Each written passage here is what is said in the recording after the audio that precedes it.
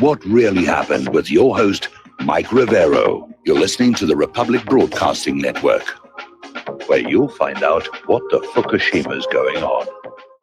And aloha, America. Welcome to our show today. It is Thursday, April 19th, 2018. Sure happy it's Thursday. Sure happy it's Thursday. Sure happy it's Thursday. We've got a lot of stuff to talk about today. A lot is going on around the world here. And the phone lines are open, 800-313-9443. Mike is in our control room, ready to answer the phone, put you on the air with your comments and questions, observations, and well, anything else you want to talk about here.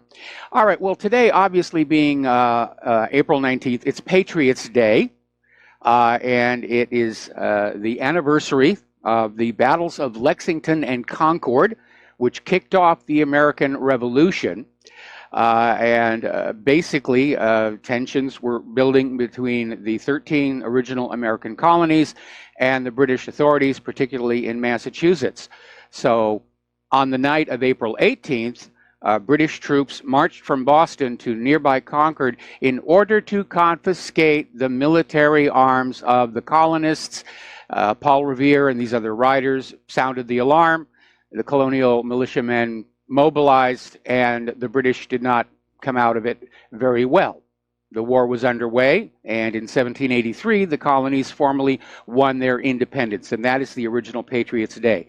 Now, notice that what we're talking about here are military weapons. The British soldiers weren't interested in hunting weapons that put food on the table. They were interested in the weapons that could be used to resist British oppression, and it really didn't work out. And it was because of that attempt by the British to disarm the colonies that the Founding Fathers wrote that Second Amendment into the Bill of Rights. And it's been interpreted by the Supreme Court on numerous occasions, saying that it guarantees to the American people the same arms held by the uniformed services as a last resort to resist tyranny in government. Because the Founding Fathers understood that the curse of political power is that it will attract those people who should not be allowed to have it, as we are now witnessing in this day and age today. A couple of misconceptions about the battles of Lexington and Concord. Everybody knows about Paul Revere. His house is preserved along the Freedom Walk in Boston.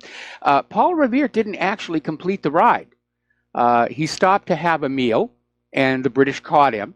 And one of the other riders, William Dawes, actually completed the ride and completed the mission of sounding the warning. And Longfellow just dealt fame to the wrong guy. Maybe you couldn't find something that rhymed with Dawes. And also, nobody said, the British are coming, because the colonials all thought of themselves as British. It was the regulars are coming. The regulars are coming, the redcoats, as it were. And that's the original Patriots' Day, and there have been subsequent events that have happened on the same date. In particular, the final conflagration at that Branch Davidian church down in Waco, Texas. Now, there's been a huge amount of propaganda put out about, how evil David Koresh was, and they were all a bunch of gun nuts, and they were dangerous, and I remember they even made a TV movie about it that implied Koresh was molesting the female members of his church, and it, as usual, it's Hollywood serving the propaganda interests of the government. The real story about what happened there has to do with the fact that the BATF was in a lot of trouble. They had only a few years before been chartered with law enforcement powers. Prior to that, they were purely paper pushers. They collected the fees on alcohol and tobacco and gun registration, but they were not enforcers of the law. That had to be turned over to whatever law enforcement had jurisdiction in the area. But all of a sudden, the BATF got to be their own police force, and they got their own guns, and they got their own jackets. And there had been several serious, embarrassing incidents of the BATF raiding the wrong homes and shooting perfectly innocent homeowners who thought they were being home invaded and robbed, and they grabbed a gun to defend themselves, and the BATF shot them dead. And there have been calls for congressional hearings about rescinding the BATF's authorities in that area. So the BATF needed a publicity stunt of some kind, and they decided they were going to pick on the Branch Davidian Church because it was known they did have a lot of guns. Now, obviously, they were trained and knew how to use them. More importantly, though, they knew how to repair them. And that was how the Branch Davidian compound was supporting itself. Now, prior to David Koresh, his predecessor actually ran a meth lab in the church compound.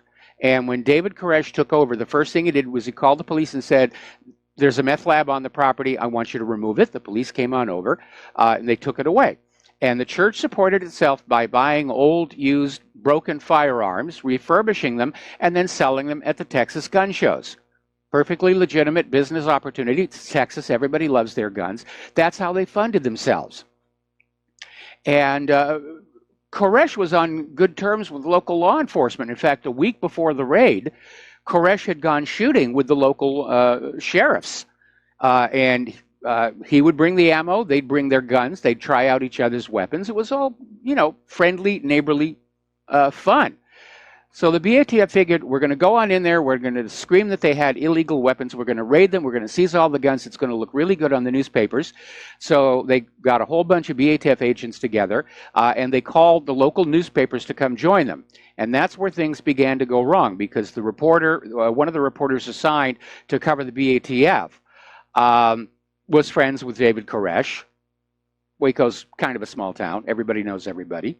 And he called up Koresh and said, "Are you aware the BATF are coming to inspect your guns and seize any illegal guns?" And Koresh said, "No, but there's no problem. There's nothing here for them to find." So the BATF shows up, Koresh opens the door of the church and is promptly shot in the crotch. And it all went downhill from there. Now, one of the articles I've put up documents how all the gunfire that was taking place at the Branch Davidian compound was coming from the BATF. And the reason for that is very simple. All of the working guns owned by the Branch Davidians were out at a gun show that day. All that was left were guns that were still broken, in the process of being repaired, refurbished, or stripped for parts. And the Branch Davidians just figured they were just going to wait it on out, and ultimately this became a huge embarrassment for the U.S. government, and that's when they sent in the FBI to basically knock holes in the wall with bulldozers and flood the place with CS tear gas, which is a tear gas, it's a chemical weapon that's illegal to use on enemy troops in time of war. That's how nasty the stuff is. And as a propellant to propel the CS, they used this chemical, I think it was called methyl acrylate. I'm not sure if that's accurate or not, but it's the same chemical that's used to melt those plexiglass shields you see over salad bars. It softens the plexiglass temporarily, and you can only imagine what it does to lungs. And of course, the official story is mass suicide, mass suicide.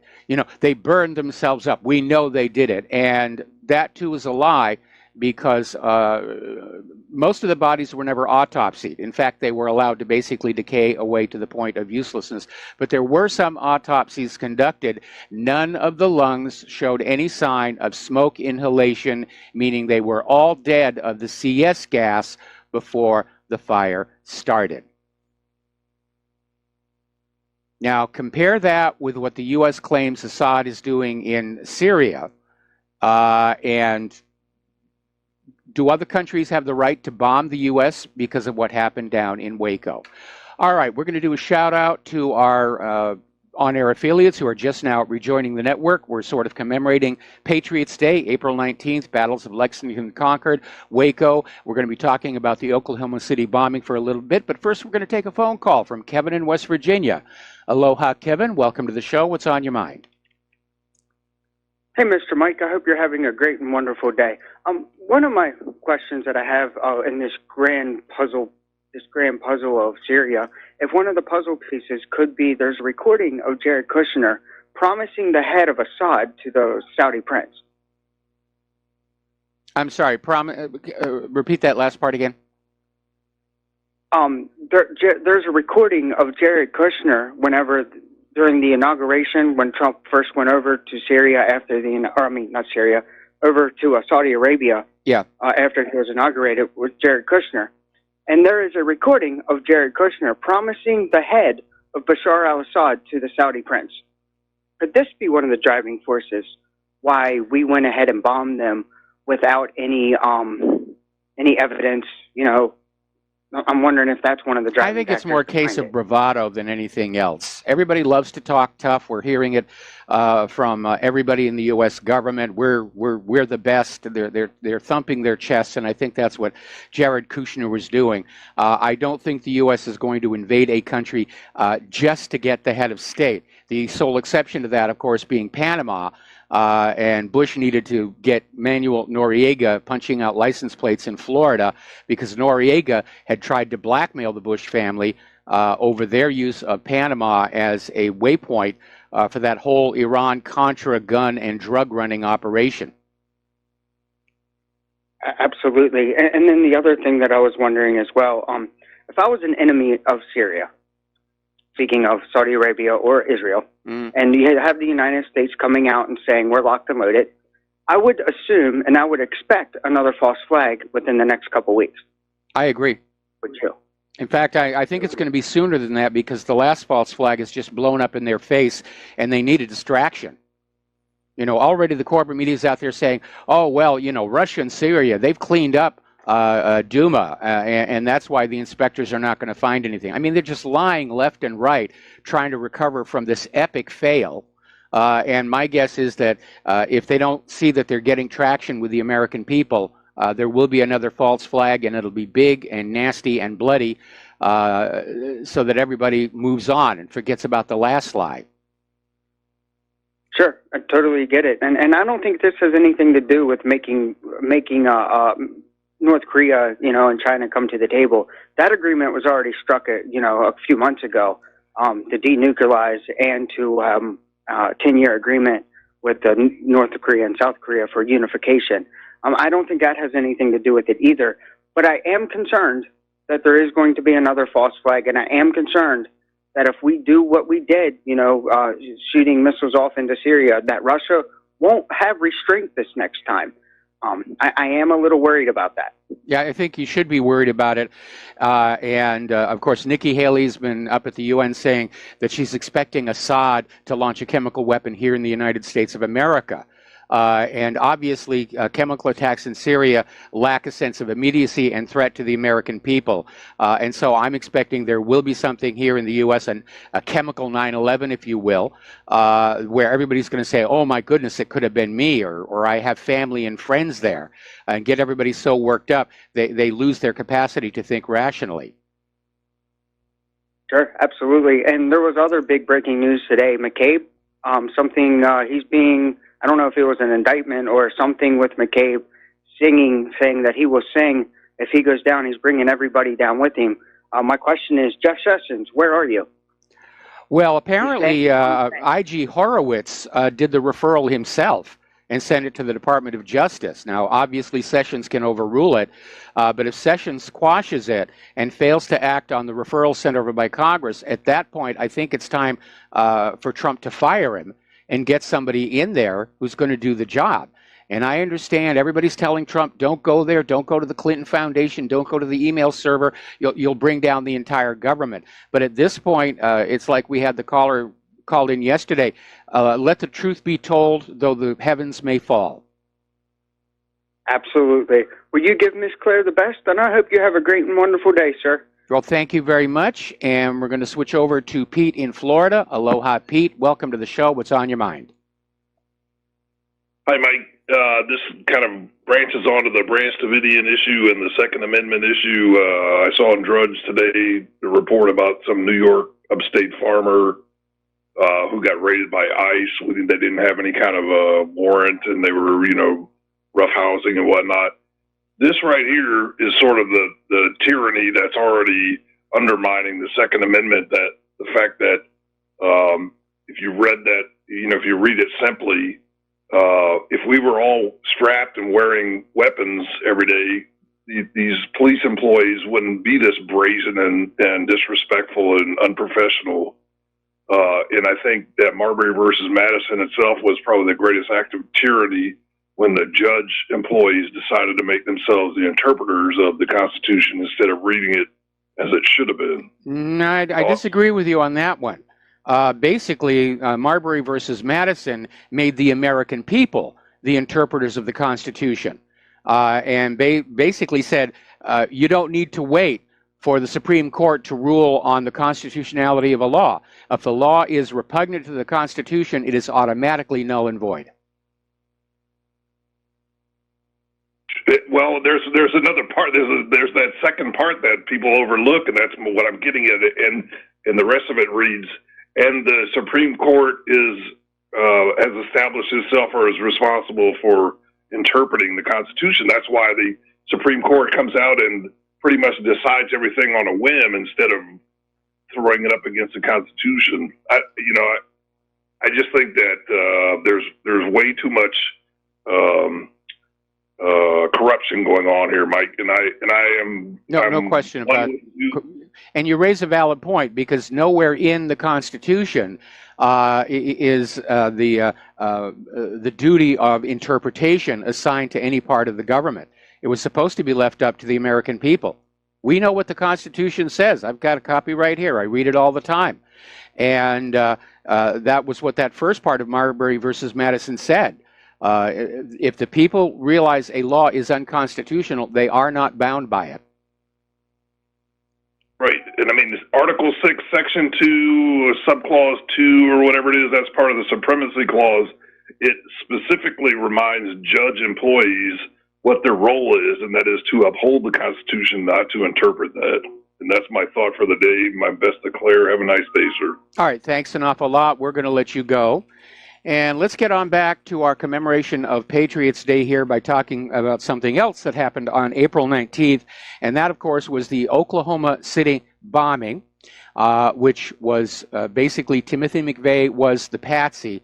And I think Michael Herzog on his program last week said that there are now 4 of the witnesses to McVeigh's execution who have now come forward saying that he was still breathing after it was supposedly all over.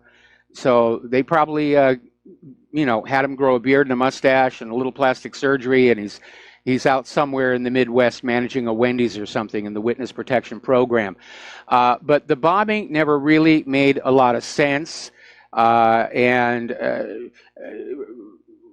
mean, that building was built to withstand all kinds of damage. General Benton Parton, who was running military development for the U.S. Army, came out with a report saying that truck bomb could not have done that damage. And every time there was another report about that Ryder truck, they kept enlarging the amount of AMFO that was in it, way past the point the truck could actually carry it here. On the day that the Murrah explosion happened, there were reports all over the media of additional bombs being found inside the Murrah building itself. Now, there was one survivor who had recently moved to Oklahoma City from California and understood about earthquakes. And he reported that the only reason he survived is he felt the building shake, thought it was a quake, crawled under his desk, and then the big truck bomb went off. And because he was under his desk, he didn't get killed. Well, that first shake he felt seems to be cutter charges. And by the way, that impulse is recorded on 2 different recordings we have on my page on the Oklahoma City bombing. But by far, the most damaging information happened quite by accident, if you will. There was a private pilot flying a plane and was just flying over the Camp Gruber at Fort Bragg's and looked down and saw this strange enclosure. There was a big screen around an area, and then there were these 4 tents and 4 trucks, one of them a Ryder truck. They were also screened from the outside from being seen. They didn't screen from above. Apparently, they didn't think they needed to. And this guy took the pictures. So what was the Army doing with that second Ryder truck is an important question. We got to take a break for commercials. We'll be right back. And aloha, America. Welcome back to the show. And we're talking about the Oklahoma City bombing, which happened on this day, Patriots Day, and all the very odd things there were about it, including John Doe number 2, because Timothy McVeigh was reportedly seen in the company of a second gentleman who just sort of disappeared from the official story, and he went away. Then there was Elohim City, where supposedly Timothy McVeigh was hanging out to plan all of this, and it was run by its founder, Robert Miller, who was later outed as an FBI informant. Now, one of the reporters who was there on the ground was Connie Chung, who is somebody I know from my days in Los Angeles when she used to work at KNXT. And I was in and out of the place all the time. I used to make pornographic balloon animals for her. She'd hide them under the desk during the newscast. And she's a lovely lady. And she was there, and she had heard a report that the fire department engines were deployed on neighboring streets around the Murrah building before the explosion happened. And she asked the fire chief that question on air and was immediately fired. This was a lady with a long experience, name, value, and credibility, and she was just let go like that. And finally, something, again, from a personal source, the minister who married Claire and I all those years ago happened to be near Oklahoma City when the explosion happened. So he did what a lot of people did. He drove on over and said, I volunteer to help search for survivors in the ruins of the building. And he had to show his ID something like 6 times before he was finally allowed through all the barricades and everything that had been put up. And he pointed out there was something very odd, because there were all these men in suits and ties who weren't looking for survivors. They were just gathering up all the papers they could, shoving them in boxes and taking them away. And then he saw these other men who were busy taping black plastic over the shattered ends of the load-bearing members of the building. Now, the plastic was far too thin to provide any mechanical support, and it looked to him like they just didn't want people looking at where those load-bearing members had failed. And I finally found a picture that confirmed his story. So why was the building targeted? Well, this goes all the way back to Waco, because the public outcry over what the government had done to the Branch Davidians was so great.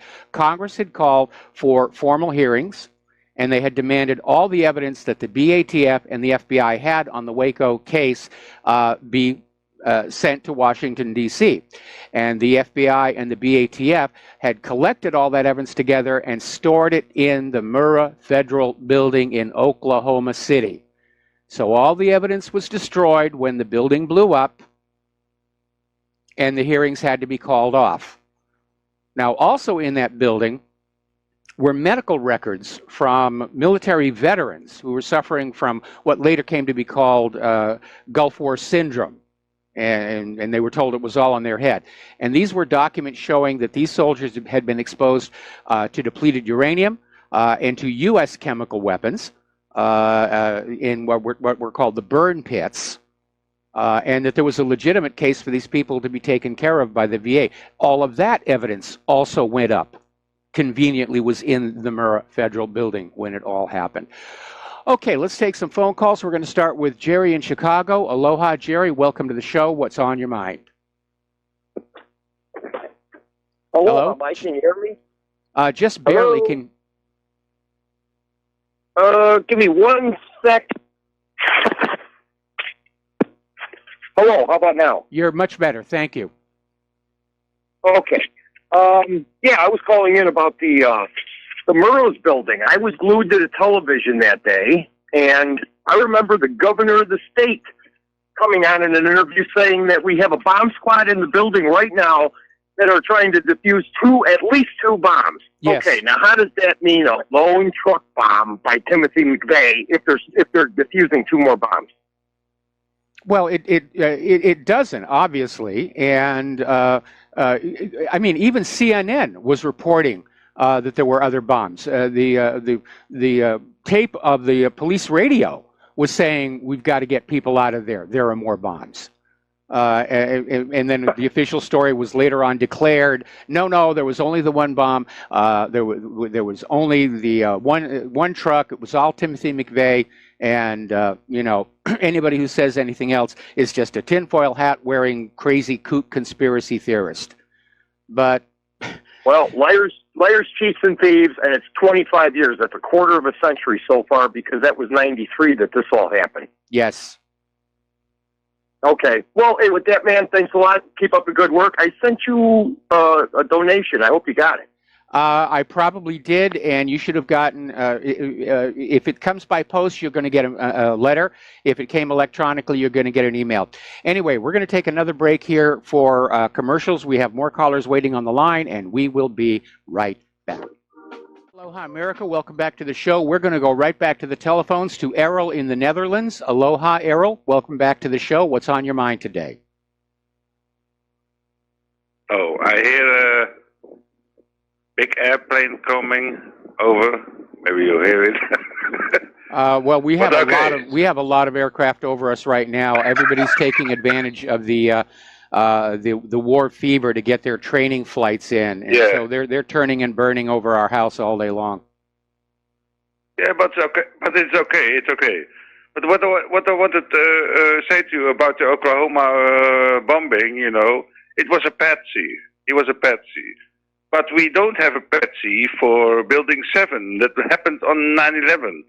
So that is a very interesting point to make, because Mr. Larry Silverstein, Steen. Yeah. In America you call it Steen, and in Germany you call it Silverstein. Well, So there is a patsy for 9/11. Wait, Osama bin Laden. I want to make a point. Mr. Silverstein, yeah? Yes. Before 9/11 happened, he made a deal with the banks to get a security on his buildings. Total security on his buildings. Yes, And he insured the buildings against acts of terror. Exactly. And do not ever forget, when I have pictures, and you can see them on the internet, you can research it, everything. It was pulverized. So when you got beton, how do you call it? Concrete. When you got concrete, it's pulverized. When you see the dust everywhere in that square mile, how long the dust was going, and I studied that, it was pulverized. And pulverizing means explosions. Exactly the same thing with the Oklahoma bombing, yeah, but in another way. It was from the inside outside, but a little bit, There were not so many analytic people with cameras.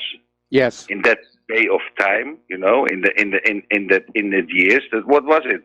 91. Now we are talking about 2001. September 11, 2001. You see the pulverization. All the helicopters were flying above that, and they took pictures. And I got that picture. I got a lot of pictures. And when you see that smoke, it's not smoke from fire. It's pulverized.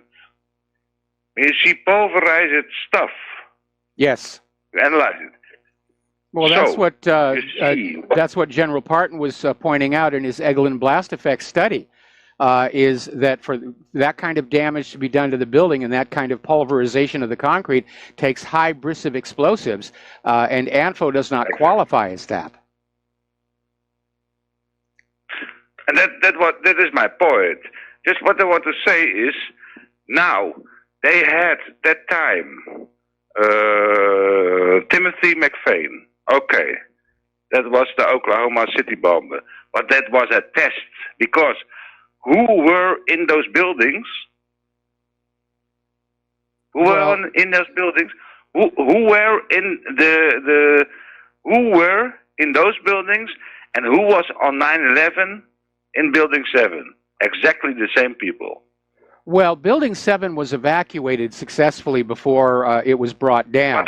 But who worked in that? Who worked in that? Yeah, it was a government building, the same as the Murrah building. The FBI, the NSA, all papers were in there. So it was also destroyed. Yes. Exactly the same. Exactly the same. Thank you, Mike. Bye. All right, thanks an awful lot. We're going to switch over to Mark in North Carolina. Aloha, Mark. Welcome to the show. What's on your mind? How you doing here, Mike? Doing okay. Mike, a couple of things about this, Oklahoma City. I wish you would try to get on your show, former police officer, Oklahoma City police officer, canine officer, one of the first officers on the scene, Donald Browning. He actually saw the explosives inside the building. He was okay. By the FBI. He was threatened by the FBI later on. Right, him and his family. He's been on the show, but years ago, some years back. I haven't heard of much about him since. The other person you should have on, I wish you would have on, there was that film, A Noble Lie. You might know something about that film. He was in that. Another person I wish you'd have on is Cody Hodges. I tell you, this guy is a former operations. He was like a contractor for the CIA, and he committed certain acts around the world. But he was he was offered the job. I think it was offered like $1 million to blow up the Murrah building about a year before it was blown up, and he refused. He said that pushed the line. And since then, he was like an outcast. And now he's coming out and saying, I think he's written a book. He's been in quite a few internet shows. Alex Jones, for some reason, hasn't had him on. John B. Wells, yes, he was on John B. Wells. He was on the Hagman. He was on the Hagman Report a couple of times. Since then, they've tried to kill him. He was a car accident in Colorado where he lives. This guy is really, I wish I know he'd come on if you contacted him. And the other thing about it is this, I don't know if you ever heard of Sergeant Terrence Yankee. Yeah, I remember he was he was murdered by the FBI, most likely the FBI, and tortured. And then they tried to say he committed suicide. There's no way he committed suicide the way it was described, right on federal land. And he said the feds were chasing him at the time. He called in that the feds were chasing him at the time. And he was this man's a hero, and I wish people would know more about him. And I pray for his soul, because this man, like I said, was a true. When we talk about a hero, that's a true hero. Okay, because he knew he was being threatened and all that. He had the information also that there were explosives inside the building. He came up with it. So obviously you can't have him as a guest, but you could have Sergeant Browning on, or Officer Browning. I'm not sure it was a sergeant or not. He's retired now, And I wish he made an attempt to do that, because this is another false flag. This is another thing where the FBI, the CIA is probably involved too. For whatever reasons, one to make conservative, I guess, to make right-wingers look bad. The other thing is, I understand there were certain records they were keeping inside of the building. That was Hodges said. There were certain records that they didn't want coming out about the depleted uranium. Yeah, we mentioned that. You did mention? Okay. Yeah. All right. Well, Hodges mentioned, was talking about that was the main reason they wanted to blow that building up. Well, the main reason they wanted to blow that building up is they put all the evidence about Waco in there in advance of congressional hearings. Well, that too. And and like I said, what's his name was he was just a patsy. McVeigh was just a patsy. Why McVeigh didn't talk or say anything and just went to his death the way he did, I don't know. Some people don't believe he was even executed, that he walked out the back door, that he might have been an operator himself. Whether that's a lot of people thought that studying his early career of going around the country and trying to infiltrate these various patriot groups, the primary theory is he was an FBI informant, and he was selected to be this star of the Oklahoma City bombing. And as I mentioned earlier in the program, last week Michael Herzog on his show said that there are now 4 of the witnesses to the execution who have come forward saying that McVeigh was still breathing after it was supposedly all over. Yeah, I suspect that's a good possibility. I don't think he was just an informant. I think he was actually an operative. I think he was still probably with the military and was actually an operative. He wanted it, supposedly the story is he wanted to get in special forces. He couldn't make it. I don't know if that's really true either. That could be also a cover story. Yeah. But I'd have still been working for the military in certain capacity. They're not supposed, military's not supposed to be doing this, but everybody knows they do it. They have certain people that do stuff like this. Well, all the agencies do here. All the agencies do, and this appears to have been primarily an FBI BATF operation because they were the ones whose rear ends were in a sling, along with the Pentagon for the medical information on the veterans. Anyway, Mark, we're going to let you go. I want to finish up here and then get into the current news. Okay? All right. Thanks an awful lot. We're going to let you go. Now, finishing up on the Oklahoma City bombing. Name that you probably have not heard of before is a guy named Harry Everett, Everhart, rather, and he witnessed the blast from nearby, and he basically made the first official report of the explosion by calling the BATF office in Dallas to say someone has just blown up the federal building in Oklahoma City with a truckload of ANFO. One wonders how he knew what the explosive used was. Well, it turns out Everhart was the BATF's expert on ANFO explosives, and records are indicating that Everhart and his associates spent the year before the Oklahoma City bombing out in New Mexico loading and then blowing up at least 8 trucks in test bombing experiments. So they wanted this thing well rehearsed. Anyway, that's Oklahoma City bombing, and I do like to mention these things on April 19th, but the rest of the show is going to be in the here and now, because it was back in 1995. And here we are in 2018. So it's 23 years ago that this happened. All right, getting on over to Syria, we're seeing the entire American political establishment pretty much agreeing, yes, we're going to have a war against Assad. War, it's fantastic. We're going to go. No, actually, your kids are going to go. We're going to stay here in the Capitol building and applaud ourselves for how tough and butch we really are. And already they're pouring out the propaganda that the American people support the invasion of Syria. This one comes out of Washington's blog. And they're already out there showing awareness that people don't always trust the external polls here. So the way they pose this is the first even marginally trustworthy poll of American registered voters. And then it goes on to say that the majority, an overwhelming 66% support the invasion. And if you believe that one, I have some of Saddam's nuclear weapons to sell you. Now, obviously around Hawaii, we talk a lot of military here. I have yet to meet anybody who supports the attack and invasion in Syria. Not even one. So to find out what's really going on, talk to your friends and neighbors, and you'll get a more accurate picture of what's going on. We, of course, did a poll at whatreallyhappened.com, and do you support the invasion of Syria? No, won with 99% of the vote. There were 5 people who voted yes, and I assume that they're monitoring the site for various government agencies. Let's go back to the phones. Dustin in New Jersey. Aloha, Dustin. Welcome to the show. What's on your mind? I didn't vote either, though, so I can't. I'll vote. I don't believe it. Hey, Mike, I'm getting some news alert from Russia.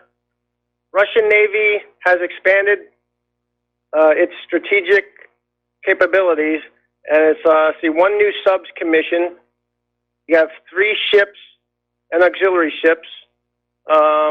You got 46 more caliber missiles added, 2 helicopters, and I think there's a reconditioned submarine called Tula. Underwater missile cruiser, it's called. Okay. So that's some updated news on that. Hey, Mike, did you hear a report just coming out? I think it came out of Lancaster, Pennsylvania yesterday about a tractor-trailer truck missing from a work site that has 640 pounds of explosives on it. I missed that one, but that may be the prelude to the false flag attack that's supposed to get us all riled up to want to go and throw our children onto the bayonets on the other side of the world. That's kind of a lot of explosives. 640 pounds of I mean, can you imagine if they set that off in like Holland Tunnel or something? Say if they can get over, Pennsylvania's not that far. That's a lot of explosive. Of course, it depends on what kind of explosive it is, as to what the effects would be.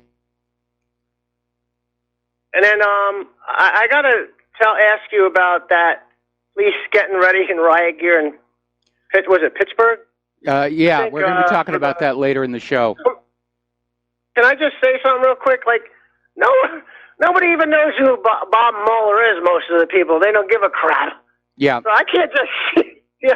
So it just smells of orchestration, like right off. If you ask the average American, they don't even got to know what a Mueller is. I mean, come on.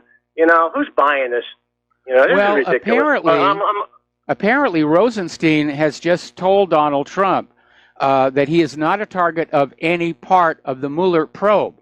Well, if that's true, it's time to shut down Mueller because his entire mandate as special counsel was the Trump-Russia collusion. And, of course, there is no crime of collusion under U.S. law. So it was a made-up issue to begin with. And instead, Mueller is out there, just thrashing around, trying to regain his credibility by just, beating up on anybody he can find. Oh, and then real quick, going back to Syria, I forgot that they Syrian army started their kicking out of the talks failed against the Daesh or whatever, so they're going in there and cleaning out house. Since hey, they want to get on the buses, they're going to go to the graves. Well, Iraq has launched an anti-Daesh operation in coordination with the government of Syria. So I think basically they're just going to wipe them out, the ones that refuse to surrender, and that will be the end of it. The U.S. will not have a legitimate reason to be in Syria. So they're going to have to gin something up. And so I agree with that earlier caller. There's going to be another false flag that's going to be blamed on Assad. And it's going to be big, and it's going to be nasty, and it's going to be so scary that the American people will be too terrified to think clearly. Well, that's going to pull Russia in, and it'll be World War III. Hey, Mike, I would probably take at this point the Saudi Arabians, they're running out of forces to send over at this point. Well, that's why they're down there in Africa recruiting mercenaries. Yeah, like in Yemen. If anybody goes on YouTube, look up Yemen, Sudanese in Yemen for Saudi Arabia, and poor souls, man. They have money all over the place, Saudi money, and they can't spend it because they're dead in the desert. Anyway, Dustin, I got to let you go. Got a commercial break. We'll be right back with more phone calls. Aloha, America. Welcome back to the show. We're going to go back to the phones here. Roxanne in Texas. Aloha. Welcome to the show. What's on your mind? Hi. I just wanted to follow up on yesterday, the last call about the airplane. Do you know the Mythbusters series? Yes. Well, they did one called Explosive Decompression. It's about 5 minutes, and it sort of pulls the theory of pulling the passenger out the window. They debunked that. So I'd encourage all of the audience to listen or watch that video. It's pretty cool. And because we know every 3 years the FAA, they tell all the airports, the big ones, to do the drills. So they've been going on a lot. I know one was in Abilene the other day. Okay, well, let's back up here a little bit. First of all, as big a fan as I am of Mythbusters, I've never seen the show that you're describing. And while the sudden decompression of an airline cabin is not as violent as it's often depicted in movies and TV, it does happen. And if you're sitting in the seat next to the window that blows out, which in this case was destroyed by a fragment of the exploding engine, yes, there's going to be a tremendous vacuum that will try and suck you out. And it's not just the interior pressure of the airline cabin, it's also the Bernoulli effect of the airstream going past the outside of the aircraft. And that's going to create a huge suction as well. So, Well, I'll just encourage everybody to watch it because it explains exactly this. But well, could you send me your arm might get sucked out. Can you send Okay, Roxanne, can you send me the URL to the video? I'd like to look at it myself before we recommend that anybody else take a look at it, okay? Okay, it's just explosive decompression on YouTube Mythbusters. It's that simple. All right, I'll take a look for it. I'll take a look for it after the show today. But I also wanted to comment on, I know that Tony guy, and he used to make movies in Hollywood, and he was a producer, and he was short of having his own studio, and Spielberg went in and destroyed him. And that's it. Okay, well, thanks an awful lot. We're going to let you go, and we're going to take one more phone call. Then we're going to close the phone lines because I've got a lot of stuff I need to get to today. Mike in Fort Lauderdale, aloha. Welcome to the show. What's on your mind? Salutations, sir. I just thought I would share another statistically impossible abnormality, but you know, it's the anniversary today, the 70th anniversary, today's date right now, of Israel. Oh, good for them. Yeah, it's their birthday. Just coincides with Oklahoma City. It's just very strange, statistically very strange, but just so happens it's their birthday as well. Okay, well, thank you for the information. We're going to let you go. And I am, in fact, looking at that Mythbusters video, and they're basically saying that a person wouldn't be sucked out of the plane completely, which is what happened in this case. This woman, only the top part of her body got sucked out of the plane, and she died from blunt force trauma to her arms and torso and head. So, anyway, there's the music. We're going to take a break for station identification. We'll be right back. And aloha, America. Welcome back to our show here, hour number 2. The phone lines are closed because I need to get some news out here before the phone calls come on in. We're talking about Syria. We're talking about what's going on over there. And all of a sudden, following that epic fail of a missile attack last Friday, that Trump is back to talking about pulling the U.S. out of Syria, but replacing the U.S. forces with a coalition of Arab states. And apparently the founder of Blackwater, Sea Academy, whatever they're calling themselves this week, Eric Prince, says that he has been informally contacted by Arab officials in order that Blackwater would train the Arab forces to dominate Syria, which is what mercenaries tend to do. And maybe these other Arab nations want to have mercenaries doing the dirty work for them. As I mentioned to that caller, Saudi Arabia and the United Arab Emirates are down in Africa recruiting mercenaries right now and deploying many of them into Yemen at this particular point.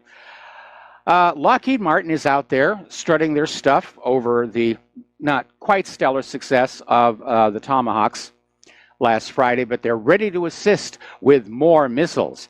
And they're out there pushing forward on a program called JASSM, J-A-S-S-M, which I think stands for Joint Air Superiority Standoff Missile, -ER, Extended Range. And apparently they debuted that weapon for the first time last Friday.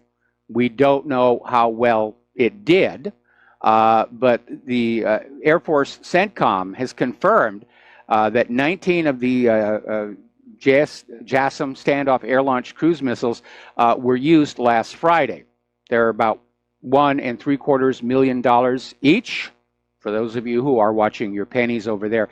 And apparently there are some problems with reliability on that, and they're already out there deploying that. All of America's weapons seem to have these shortcomings and issues, and it isn't just America, because during last Friday's attack on Syria, there was a French frigate that failed to launch its salvo of 3 naval cruise missiles.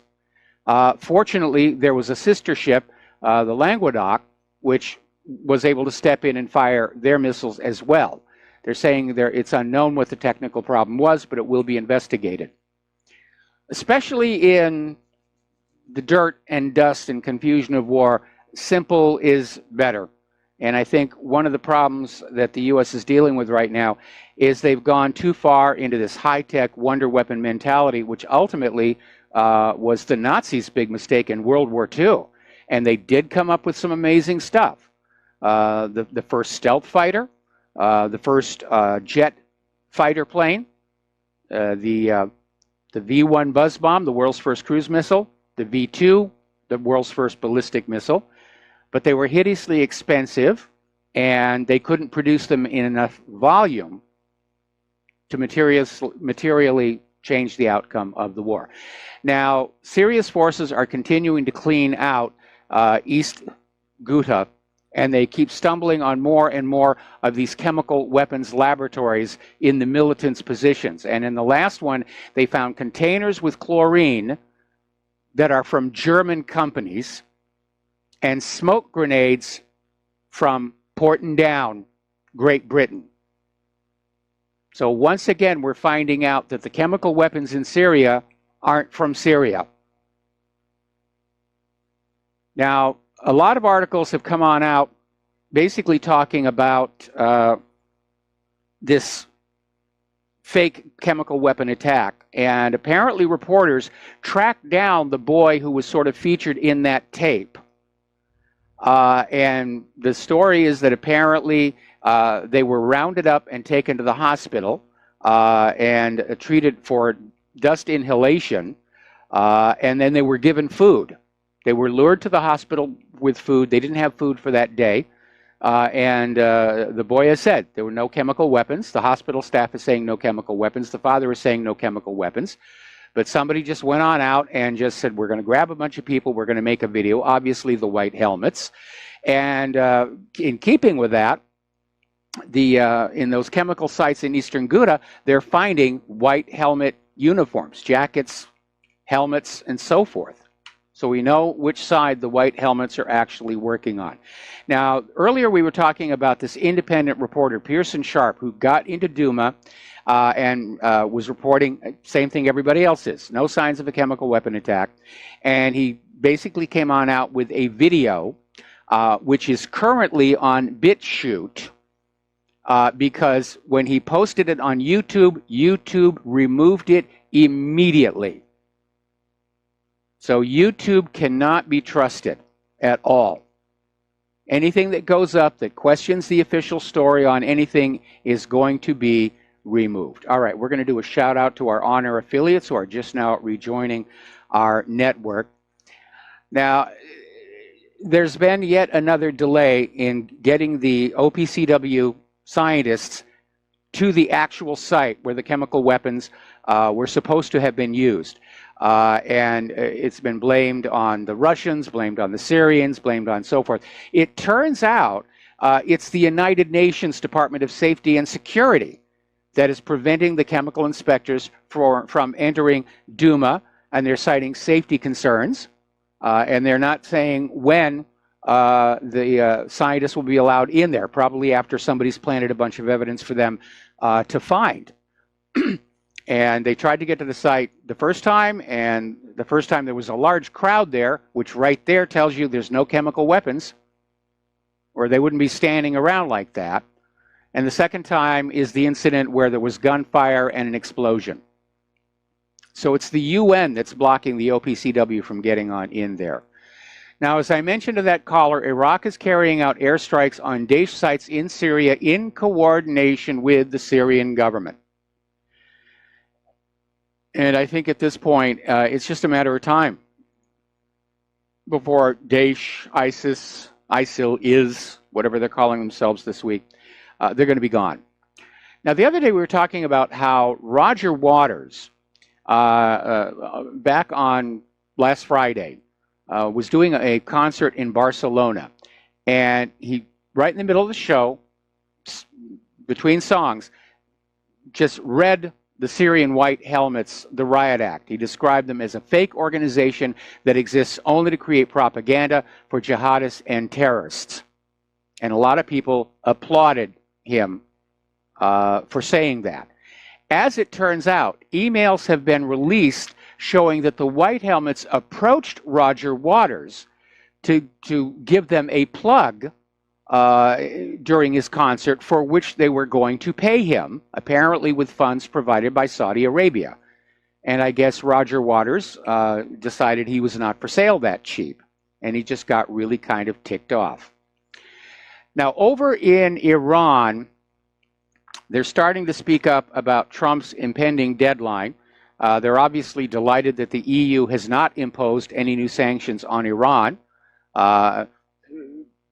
Iran is in compliance with the P5+1 deal, or the Joint Comprehensive Plan of Action, for those of you who are gratuitously polysyllabic.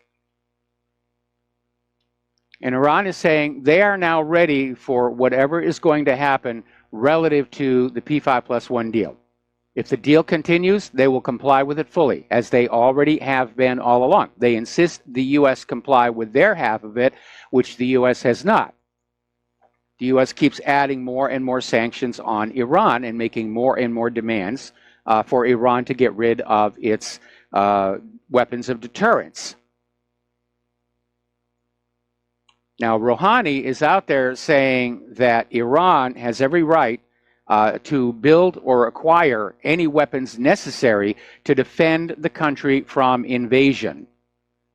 And it was making a speech on Iran's Army Day, and he said a strong military is an effective deterrence against foreign threats. So they're dropping hints here. And the other day, we had that story about how China is going to get involved in Iran's nuclear program. And the initial assumption was they were coming in along with Russia to build more nuclear power plants. Well, maybe there's something else in the works. Maybe if Donald Trump pulls out of the P5+1 deal, Iran is simply going to buy some nuclear weapons from China, because they know an invasion is on the way. And the only way they can stop it is to have nuclear weapons. What Trump did in Syria has incredibly destabilized the world. Everybody now knows the U.S. government can't be trusted. Everybody understands that the U.S. government is starting these wars of conquest with lies, deceptions, frauds. And everybody understands that the U.S. Should not be trusted when it says, if you give up your weapons of deterrence, we promise we will leave you alone, because the U.S. keeps breaking that promise. Now, the corporate media and the White House are out there acting like denuclearization is a done deal with North Korea. I would not be so quick to assume that, especially after last Friday. Because North Korea's government, Kim Jong-un and all of his associates, if they weren't already aware of what the U.S. is doing, they are now.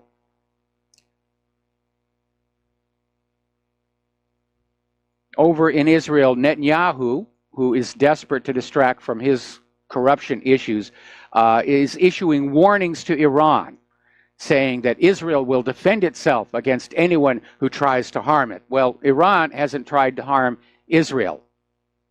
Quite the other way around. Iran hasn't initiated a war of conquest against another country in 200 years. It's not their nature.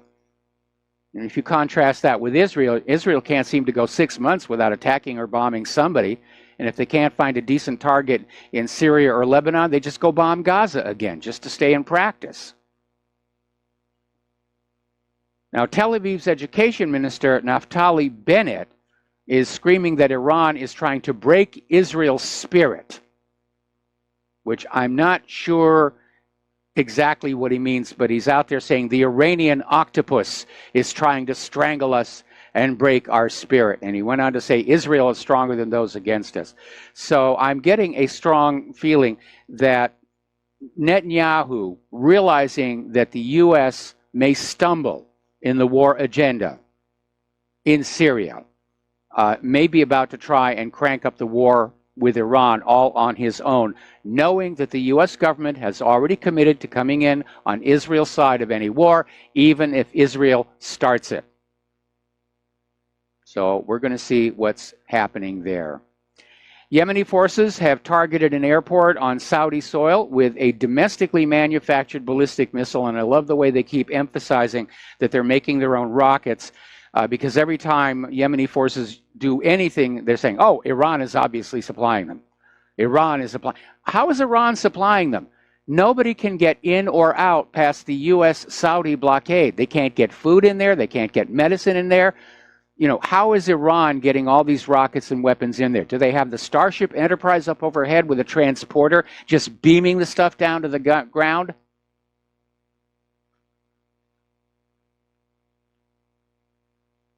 Sometimes I really get angry at all the lies. Apparently, more scientists have come forward about the Skripal case and saying that they continue to find trace chemicals inside the samples of whatever was used to poison the Skripals. And they're saying these track back to Western labs. The latest one is the head of the Chemical and Biological Weapons Restrictive Conventions Analytic Research Center under the Ministry of Industry and Trade of the Russian Federation. Viktor Kolstov said that the chemical agent in Skripal's poisoning case has been produced in Western laboratories. Don't forget that Swiss lab found that BZ toxin was in there, which is a hallucinogen. And it's produced in the U.S. and Great Britain. It is not produced in Russia. It's a powerful hallucinogen. It was originally developed as a battlefield drug. They love to drug up the troops to make them more aggressive. This one was a complete and utter failure because the soldiers started attacking each other rather than the designated enemy. So that counts as a failure. Methamphetamine was invented as a battlefield drug. Keep the troops alert, keep them awake, keep them energetic. So what if they're addicts after they leave the military service? Who cares? Beijing is holding live fire drills in the Straits of Taiwan for the first time in 2 years. They're trying to send a message to Taiwan to stop talking about independence. Taiwan in return is saying that Beijing is just saber rattling. So we'll see what's going to happen over there. Now, here's an interesting little story out of Sputnik News. It's claiming that China jammed a U.S. Navy jet's equipment while it was patrolling the South China Sea.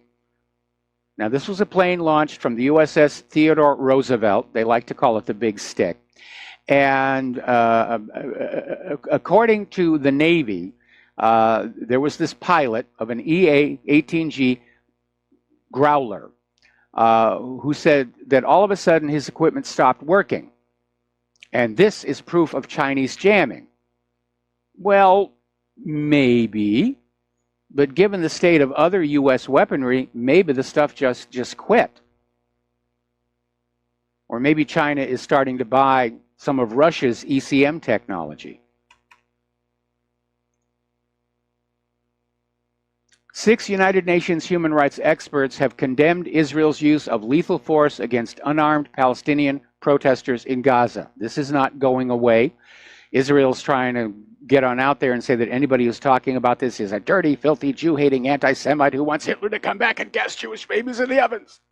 It's not working. They're not getting any traction. We're sick and tired of Israel's behavior, and this is what it's all about. It's not anti-Semitism. It has nothing to do with their ethnicity or their religion. It is their behavior that we're talking about. And trying to dismiss criticism of Israel's behavior by shouting anti-Semitism makes about as much sense as dismissing criticism of the Nazis by saying, you just hate the German people. And yet Israel continues to get away with it because the corporate media goes along.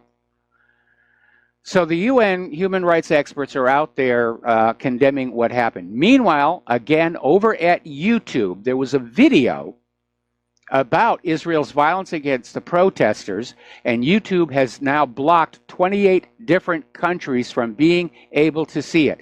YouTube is a total write-off at this point. They absolutely have become gatekeepers. I'm sure YouTube is still popular with people who like funny cat and dog videos, of which I am none.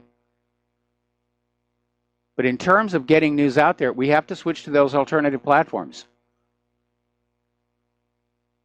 Now, interestingly enough, students at Barnard College, this is a women's school in New York City, voted this week by nearly 2-to-1 to ask the university administration to divest from 8 companies that do business in Israel. And what makes this really significant is Barnard College is a Jewish college. the students are, for the most part, Jewish themselves. And it's another indication that even Jewish people in the United States are getting sick and tired of Israel's behavior. Because Israel tries and equates Israel with all the world's Jews, and the world's Jews are getting sick and tired of being tarnished with Israel's behavior. Israel's actions are actually making the world much more dangerous for Jewish people, and I'm not surprised they're beginning to move away and say, well, you know, we're Jewish and we're proud of it, and that's well and good. We can't support the actions of the government of Israel, and again, that is what we're talking about, the actions of a government. Apparently, there's been another attack by settlers, apparently in the West Bank's Urif town, graffiti sprayed on the walls, and 24 olive trees destroyed. Now, olive trees are important because the West Bank exports olives, and it takes 10 years to grow an olive tree to the point where it produces a saleable crop. So that's how nasty these people are playing. We're going to take a break for commercials. We'll be right back after these few words. Aloha, America. Welcome back to the show here.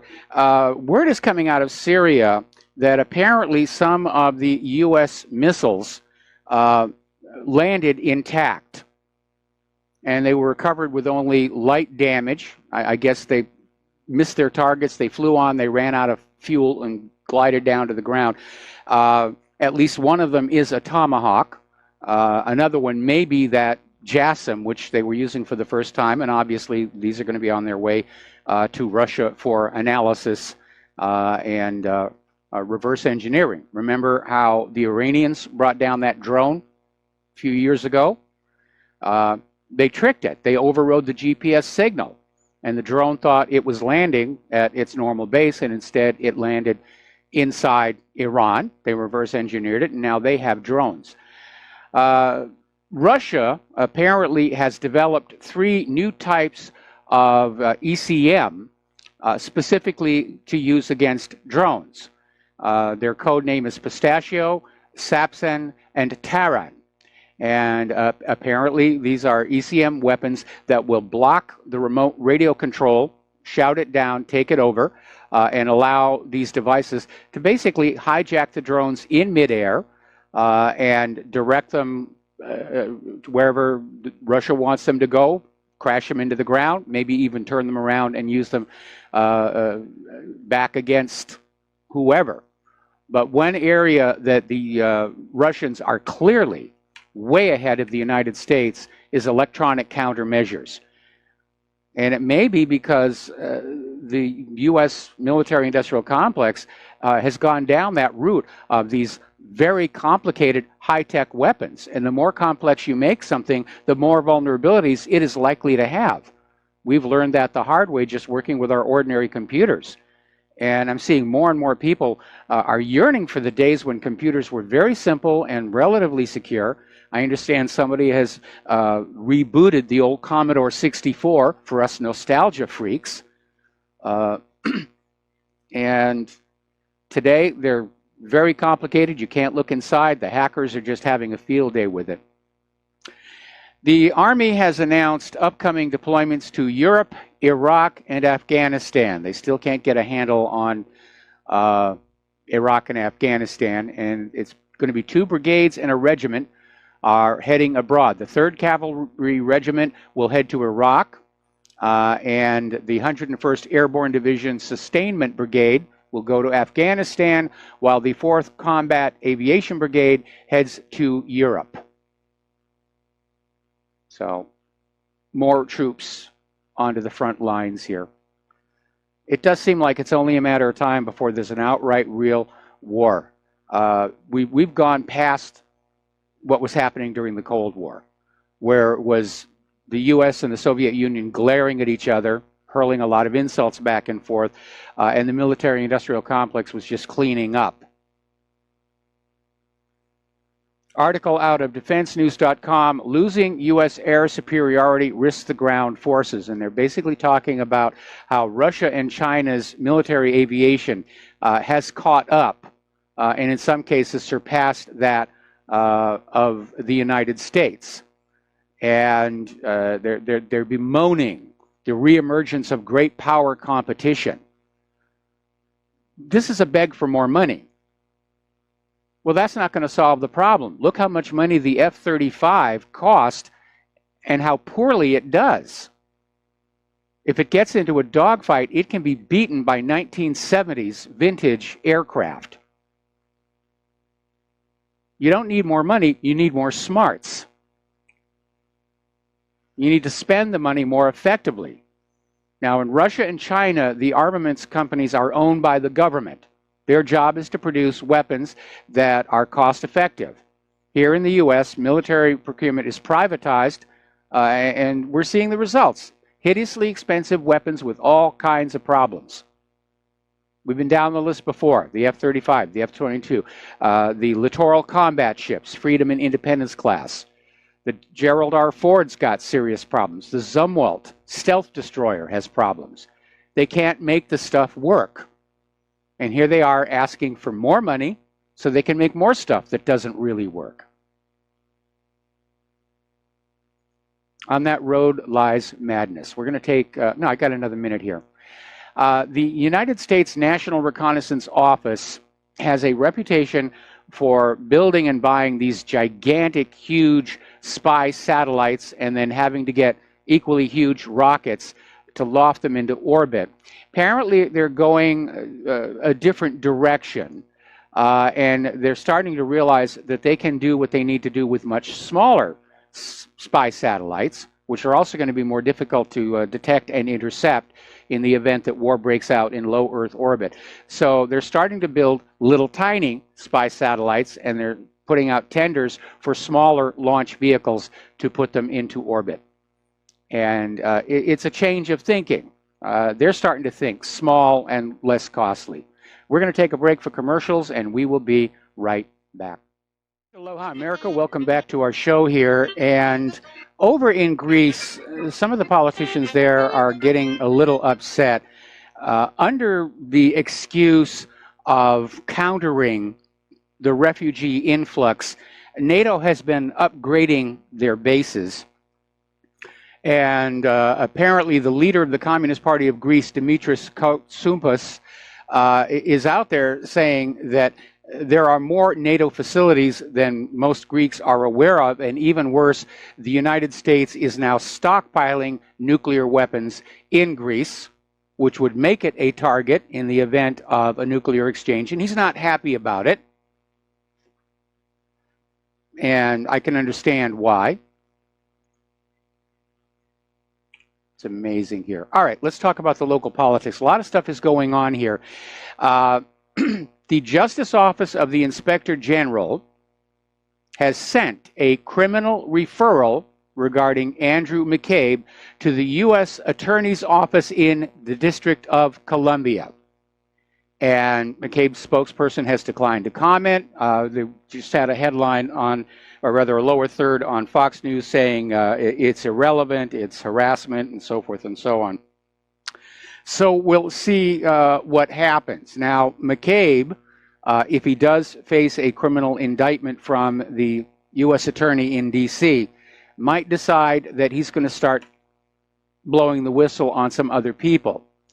There's a story that came on out where apparently the Department of Justice under Barack Obama ordered McCabe to shut down the investigation into the Clinton Foundation.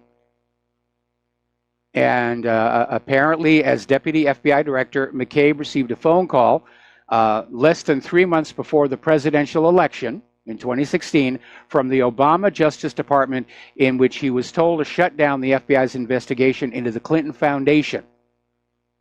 And apparently he was not at all happy about that. And certainly you have to wonder what's going on. But again, the prevailing theory is that pretty much everybody inside the Beltway in Washington, D.C. is one way or the other tainted by the Clinton Foundation, using it as a slush fund, tax avoidance, money laundering, who knows. But there's a big mess there at the Clinton Foundation. It's this huge cancerous corruption, and it needs to be exposed. Everybody's trying to protect it here. I mean, technically, the Clinton Foundation does not qualify as a nonprofit 501c3, which requires more than 50% of the revenues collected to be donated to whatever charity the foundation is supposed to be supporting. The Clinton Foundation's donations to charity were in the single-digit percentages, and usually accompanied by press cameras to reassure us all that, yes, indeed, it was a charitable foundation. A lot of people are wondering where all the money collected for Haiti went. A lot of that money is now offshore. They've got these Clinton foundations set up in other countries, and the money's being transferred over there. There isn't much left here in the United States.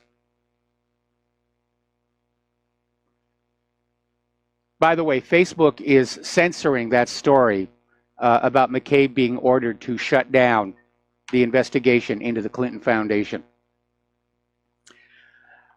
Well, apparently there was a Wall Street Journal NBC News poll, and it's showing that Hillary Clinton's popularity has plunged since the election. No big surprise there. The big surprise was why she was popular during the 2016 election, knowing what we know about her. But I think this is signaling that Hillary should not try for a comeback in 2020. I think that's the message that's being sent on out there. The Democrats don't want her. She's become a serious liability for Democrats in general. They don't want her out there campaigning for them. You know, we're getting into the midterm election season. You know, we're coming up on, you know, the primaries starting in just another couple of months. And the candidates are campaigning. They don't want Hillary on that stage with them. Now, former MSNBC host was Ed Schultz, and he now hosts a program on Russia Today. And he was on the Jamie Weinstein Show podcast and basically was accusing Hillary Clinton of colluding with party elites and media outlets to rig the 2016 primary for Hillary and steal the nomination away from Bernie Sanders. And it's another reminder of just how crooked our election system is. And if Trump does not do something about that, at the very least, a national voter ID law, he's probably going to lose the House of Representatives this November, and he's going to be a one-term president. You know that old saying about cheaters never prosper? Unfortunately, it's not true. In politics, the cheaters are always prospering. And that's why you have to have a mechanism to prevent the cheating. Most countries have election systems that are set up to be open and transparent and verifiable to catch the cheaters. The U.S. system, with all those electronic machines, almost seems intentionally designed to both facilitate and then conceal the manipulation of our elections. And that has to stop. Out in California, Dianne Feinstein got a rather nasty surprise. She's still running. Even though she's 84, she wants to run for Congress again. And she's got a primary challenger, Kevin DeLeon, who's challenging Senator Dianne Feinstein for the party nomination. And he is being backed and endorsed by liberal billionaire and environmentalist Tom Steyer. Now, I can imagine that Dianne Feinstein is screaming and crying about that. All right, we're going to go ahead and take phone calls now. Tom in Florida, aloha. Welcome to the show. What's on your mind? Yeah, Michael. I want to talk about what's going on with the Stormy Daniels and Trump. All they do is the media, these leftist Bolsheviks, all they talk about all day is about Stormy Daniels and all that. How come the media is never talking about when Bill Clinton had a black son, Danny Williams, and that's never been was never brought up to the media, only a few other people, and supposedly he didn't pay him child support and all that. But you know, this kid here, he was actually out during the election. He was out there saying, "Yeah, hey, Bill, I'm your son. I'm Chelsea's half brother. You know, cut me into some of this will whenever you kick off." I mean, this is unbelievable to me. The media never says anything about this kid. But all they talk about is Stormy Daniels, and this and that. Here, Bill Clinton is going over, and he's a governor at the time, going over there, and she, I guess she was I don't know what she was, the mother of Danny Williams was doing. I guess she was on crack or something. And this kid's actually going out saying, hey, I am your son, Bill. And he looks just like him, Michael. Yeah, we had a page about that, at what really happened. Well, I think that bias can be explained by Sean Hannity, who basically came out on his show recently and said that 96% of all campaign donations from journalists went to Hillary Clinton. The media is liberal, and the media has lost any sense of an obligation to be fair and balanced and objective, which is what I was taught in Journalism 101.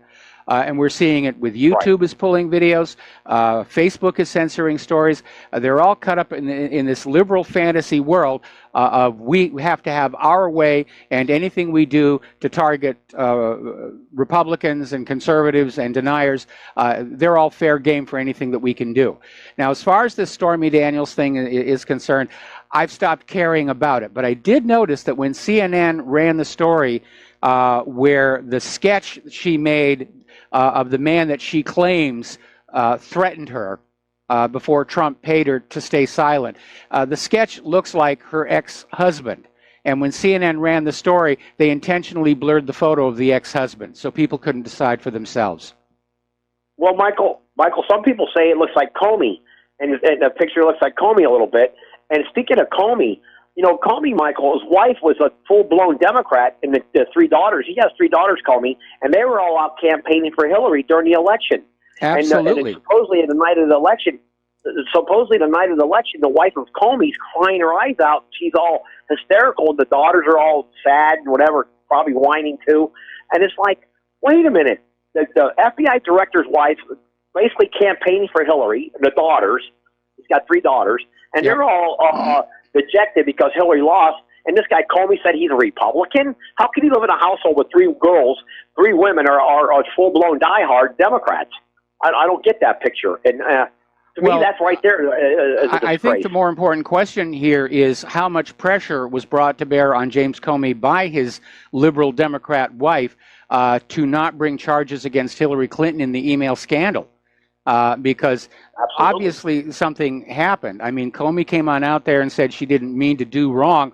But if you read Title 18, intent is not required. And he went down that list of Title 18 felony violations committed by Hillary Clinton, and then said, "Well, we're not going to recommend charges." Which, by the way, is not the job of the FBI. Their job is to investigate and then turn over the evidence to the Department of Justice. But Loretta Lynch didn't want to take the heat for letting Hillary off the hook, because that was going to put more heat back on that airport runway amid questions about what kind of a deal had been made, which apparently now is being reported she was offered a seat on the U.S. Supreme Court. Yes. Michael, one more thing. Maybe you can answer this, and I'll let you go. Michael, does Donald Trump have the authority to stop this anchor baby stuff? Can Donald Trump, with his pen, say no more? If a woman gets pregnant in another country and then comes over here and tries to drop the baby a day or two after the baby's ready to come, can Donald Trump say there is no way that the baby is a citizen of the United States? Doesn't he have the authority as the president to do that? I would have to find out where that anchor baby concept comes from, because if it's written into the immigration law, then Congress would have to change it. Certainly Trump could go on over to Congress and say, we need to end this nonsense. And of course, all the anti-ICE people, the pro-immigrant people are going to scream, oh, you're being a racist again here. But the immigration is out of control. And we're seeing the damage it's doing to our country, especially out in California, especially Southern California. All of our southern border states are feeling the pain from all of this. And it has to stop. All nations have an inherent right to control who does and does not live in that country. And this anchor baby idea, you're right, it's being exploited. The immigrants will get pregnant. They'll say, oh, great, we're going to have a baby. Let's get across the border, drop the baby. It's a U.S. citizen, and we get to stay. Does Israel allow that, Michael, with the Palestinian women or Arab women to go into Israel and get pregnant and drop a baby? Are they all automatically Israelis? Heck no. In fact, I don't know of any other country that allows that. I don't think so. I don't think there is any other country. I think that Donald Trump needs to take his pen and write some kind of executive order, and then if Congress don't go along with it, then just let the American public solve it in the next election here coming up in 2018. Because this has got to stop. And, Michael, I was asking you one more thing. If Mexico and Latin America, they're not Latins, by the way, they're Hispanics. Latins are Romans. And these Hispanic countries, Michael, if they were to go switch Mexico to English-speaking, in like Central America, they were English-speaking countries, would all these people be coming here? I imagine if they could get here, they would. I mean, even without speaking English. I mean, conditions in some of those countries are an absolute disaster because of decades of U.S. interference in their internal affairs. And Mexico's government is totally corrupt. We got a story about that's coming up a little later in the show. Well, 29,000 murders in 1 year, Michael. Yes. That was on the news. OAN had it on. So, anyway, thank you for taking my call, and great show. All right, thanks an awful lot. We're going to switch over to Jeff in Georgia. Aloha, Jeff. Welcome to the show. What's on your mind? Yeah, Michael, you got the greatest show on earth. I just wanted to give you an update. I'd called you a week or so ago and said I was calling for a march from Macon up to Atlanta. And I'd sent a letter to the King Center. Martin Luther King had 4 children. Yes. I was hoping one of them would respond to me because I said we have to overthrow this banking cartel and put our youth to work. I received nothing. They just sent me nothing. I think they're bought out by the same cartel as the whole Congress is. Michael, I also sent a letter to President Trump, and I mentioned this because anybody can send something to whitehouse.gov. And all I got back was... okay, Jeff, hang on a second. The email that goes to the White House, and for that matter, all members of Congress, is not read by a human being. It is scanned for keywords to try and basically build data about what the sender of the email is interested in, and it goes into a database that's trying to track the feeling of the American people. Emails, you're not going to get a reply on that. Paper letters do work a lot better, but there's no guarantee you'll get a reply for that either.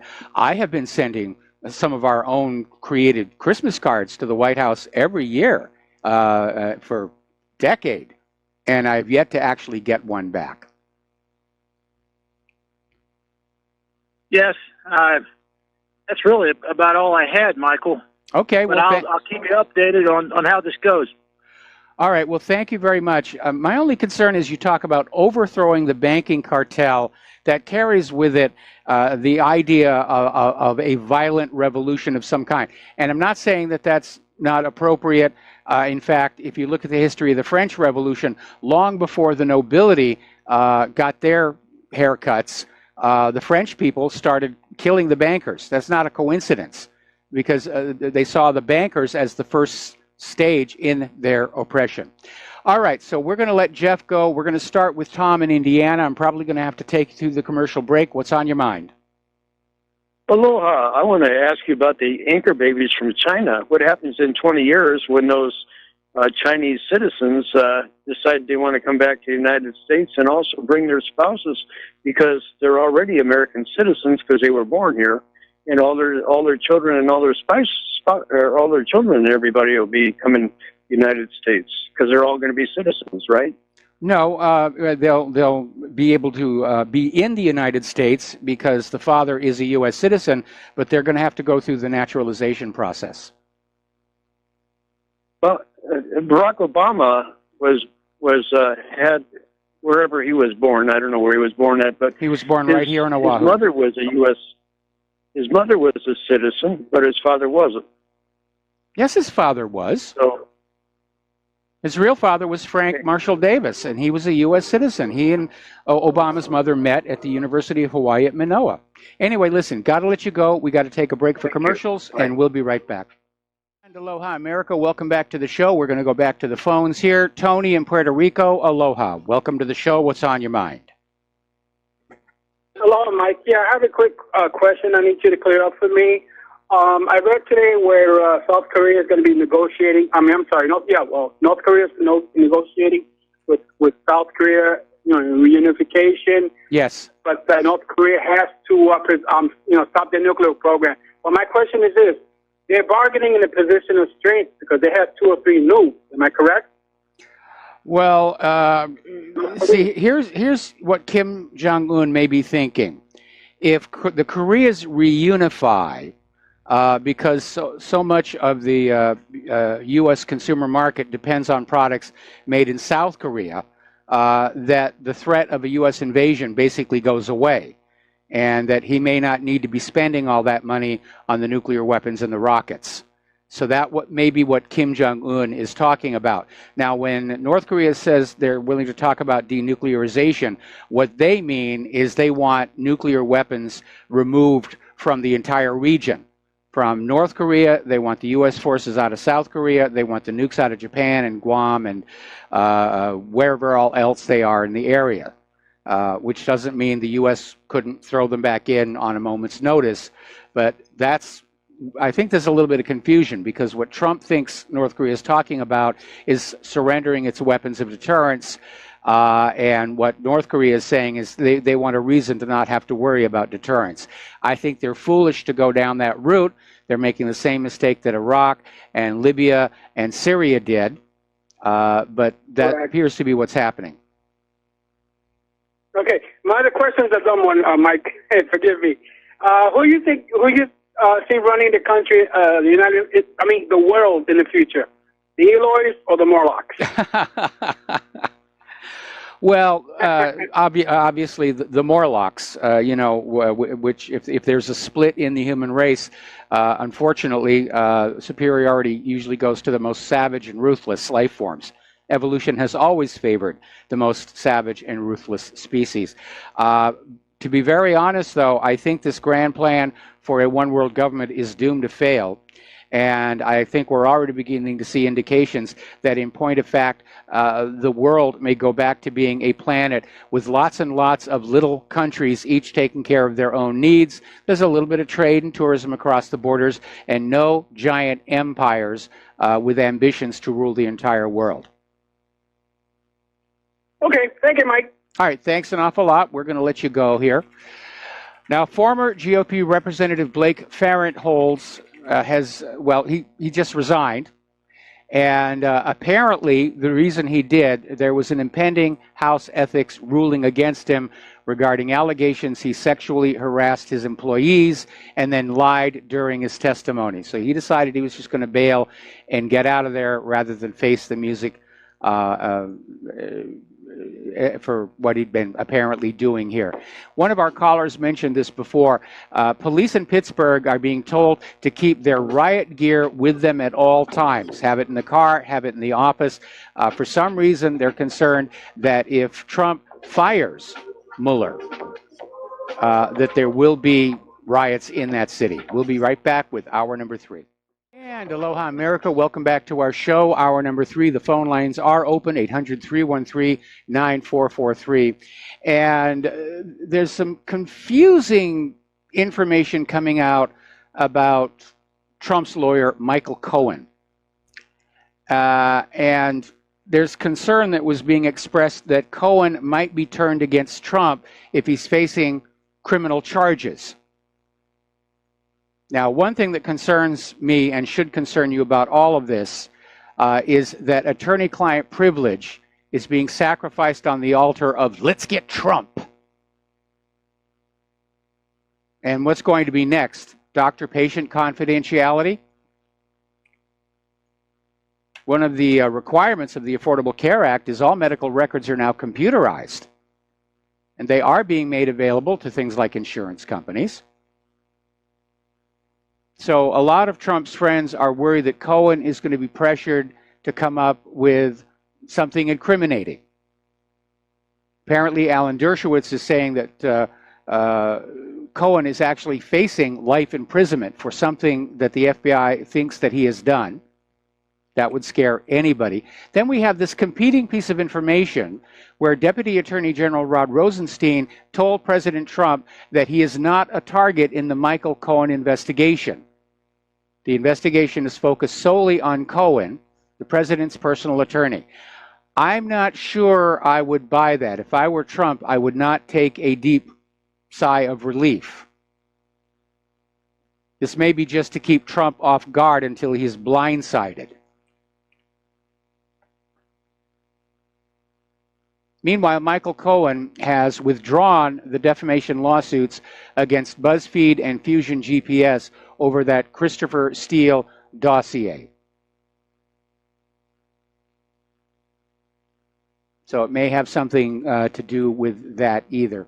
Now, down in Florida, Governor Rick Scott has this super PAC, and it's raked in donations from 2 private equity executives after Scott's administration directed lucrative state pension investments to their firms, according to government records reviewed by MapLight and Capital and Maine. Obviously, this is a violation of various anti-corruption laws, but the donations were made to a committee that's now supporting Scott's U.S. Senate bid, despite a federal rule designed to prevent financial firms from bankrolling the election campaigns of public officials who oversee state pension investments.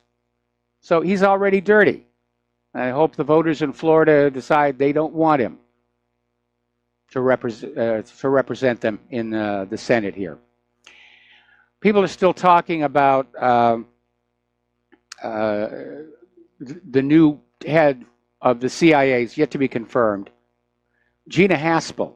And a lot of people are saying this should not go forward because when that torture program was being run in Iraq, she was in charge. She was in charge of all that. She has to know it's illegal under international law. It constitutes a war crime.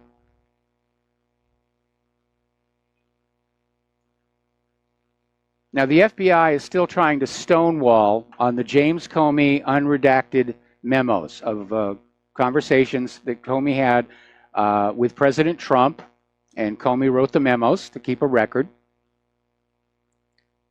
The FBI missed a deadline, Monday, to turn those unredacted memos over.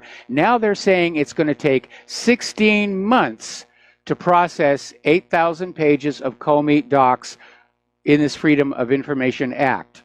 That's only half of the full Comey file. And my question is, given that they have been ordered to turn over unredacted documents, why do they have to be processed at all?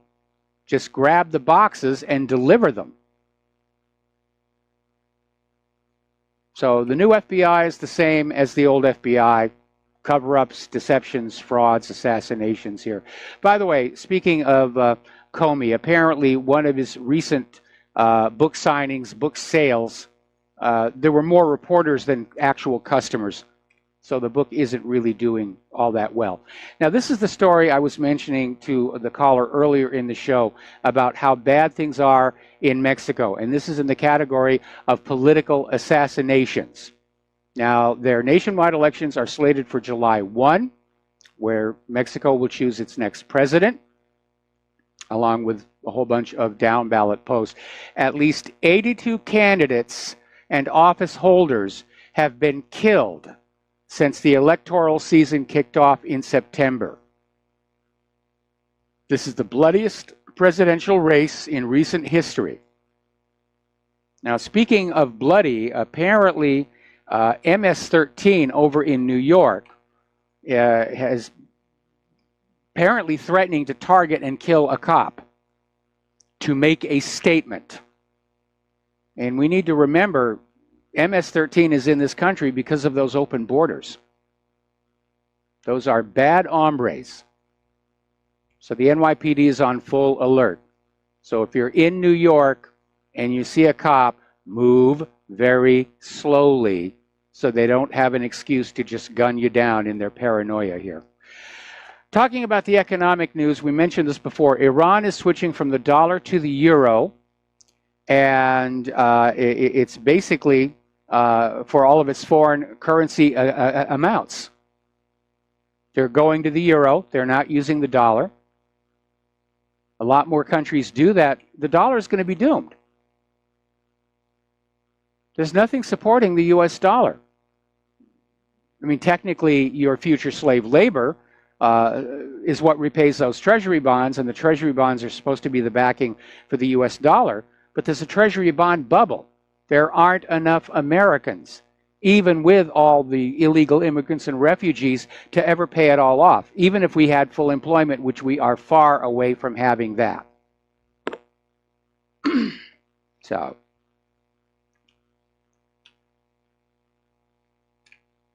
if you take a euro in trade, you can go up to Europe and you can buy things with it. Cars, appliances, airplanes, a Jaguar, a Bugatti Veyron. Or you can buy French wine, French cheese, things like that. You take a dollar in trade and you come to the US, there isn't much you can get for it, because American manufacturing has been in decline for 30 years. And even our flagship products, our weapons, are turning out to be overpriced junk. And more other countries are turning to Russia for their military needs. And the U.S. is resorting to strong arm tactics to try and stem that. They're threatening Turkey with sanctions because Turkey went with buying the Russian S-400 missile rather than the U.S. not quite as good, but definitely looks better and is more expensive version. Now, as the U.S. talks about more sanctions against Russia, Angela Merkel is very upset because every time there are more sanctions against Russia, the European economies get hit. They lose customers, they lose sources of imported goods. And Merkel is out there saying that Germany needs some special treatment because they're going to get hit hardest. And Germany is now looking at a pending recession. And so Finance Minister Olaf Scholz is going to ask for a relaxation of the sanctions during his visit to Washington tomorrow. And Merkel will address the issue at a meeting with Trump scheduled for the end of this month. Now, all these sanctions, they're harming commerce in countries that really can't afford to have that happening right now, including right here in the United States. And that's why trade wars, economic wars, have a bad habit of becoming real shooting wars. The IMF, the International Monetary Fund, is sounding the alarm on the total global debt and is warning that the United States stands out. We are heavily indebted, and that indebtedness is what makes our economy weak and why we really cannot survive a trade war. Russia has announced that it may halt rocket engine exports to the United States.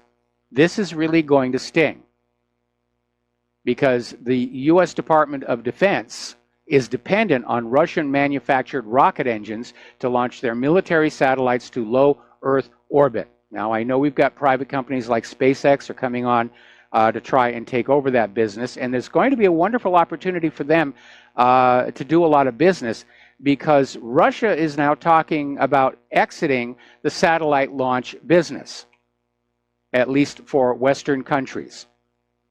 So for those of you out there at SpaceX, you're about to get really, really busy. I keep telling people it's a good idea to preserve your wealth with metals. Gold, silver, and I always mention palladium. And interestingly enough, palladium bullion jumped 17% in just 9 days over concern that the supply from Russia might be cut off, because Russia supplies much of the world's palladium.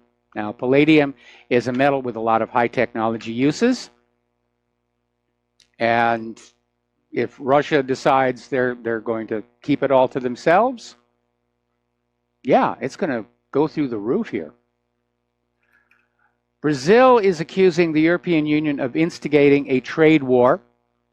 They're threatening a complaint to the World Trade Organization. And apparently, Brazil is threatening to cut off imports of European Union is threatening to cut off imports of domestic Brazilian chicken following a food contamination scandal reported by Bloomberg. Well, obviously, that if the chicken are really contaminated, the EU should not import them. But sometimes you have to wonder if the sudden appearance of an illness or food poisoning is actually deliberate for nefarious reasons. Remember when I think it was one of these fast food companies, these sandwich shops, declared they were going to go all non-GMO, and then all of a sudden several of their restaurants got hit with food poisoning charges. It just seemed a little too cute to me on that one. Retail Mageddon is continuing apace. We're about to lose our Toys R Us here and our Babies R Us here, which for Auntie Claire and Uncle Mike is going to be seriously annoying because there's been a mini population boom right here in our little courtyard here at the condo.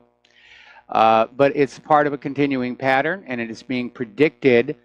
Well, no, they're reporting that 77 million square feet of shopping space has already closed in 2018. And we certainly see that down at the local mall. There's a lot of retail vacancies.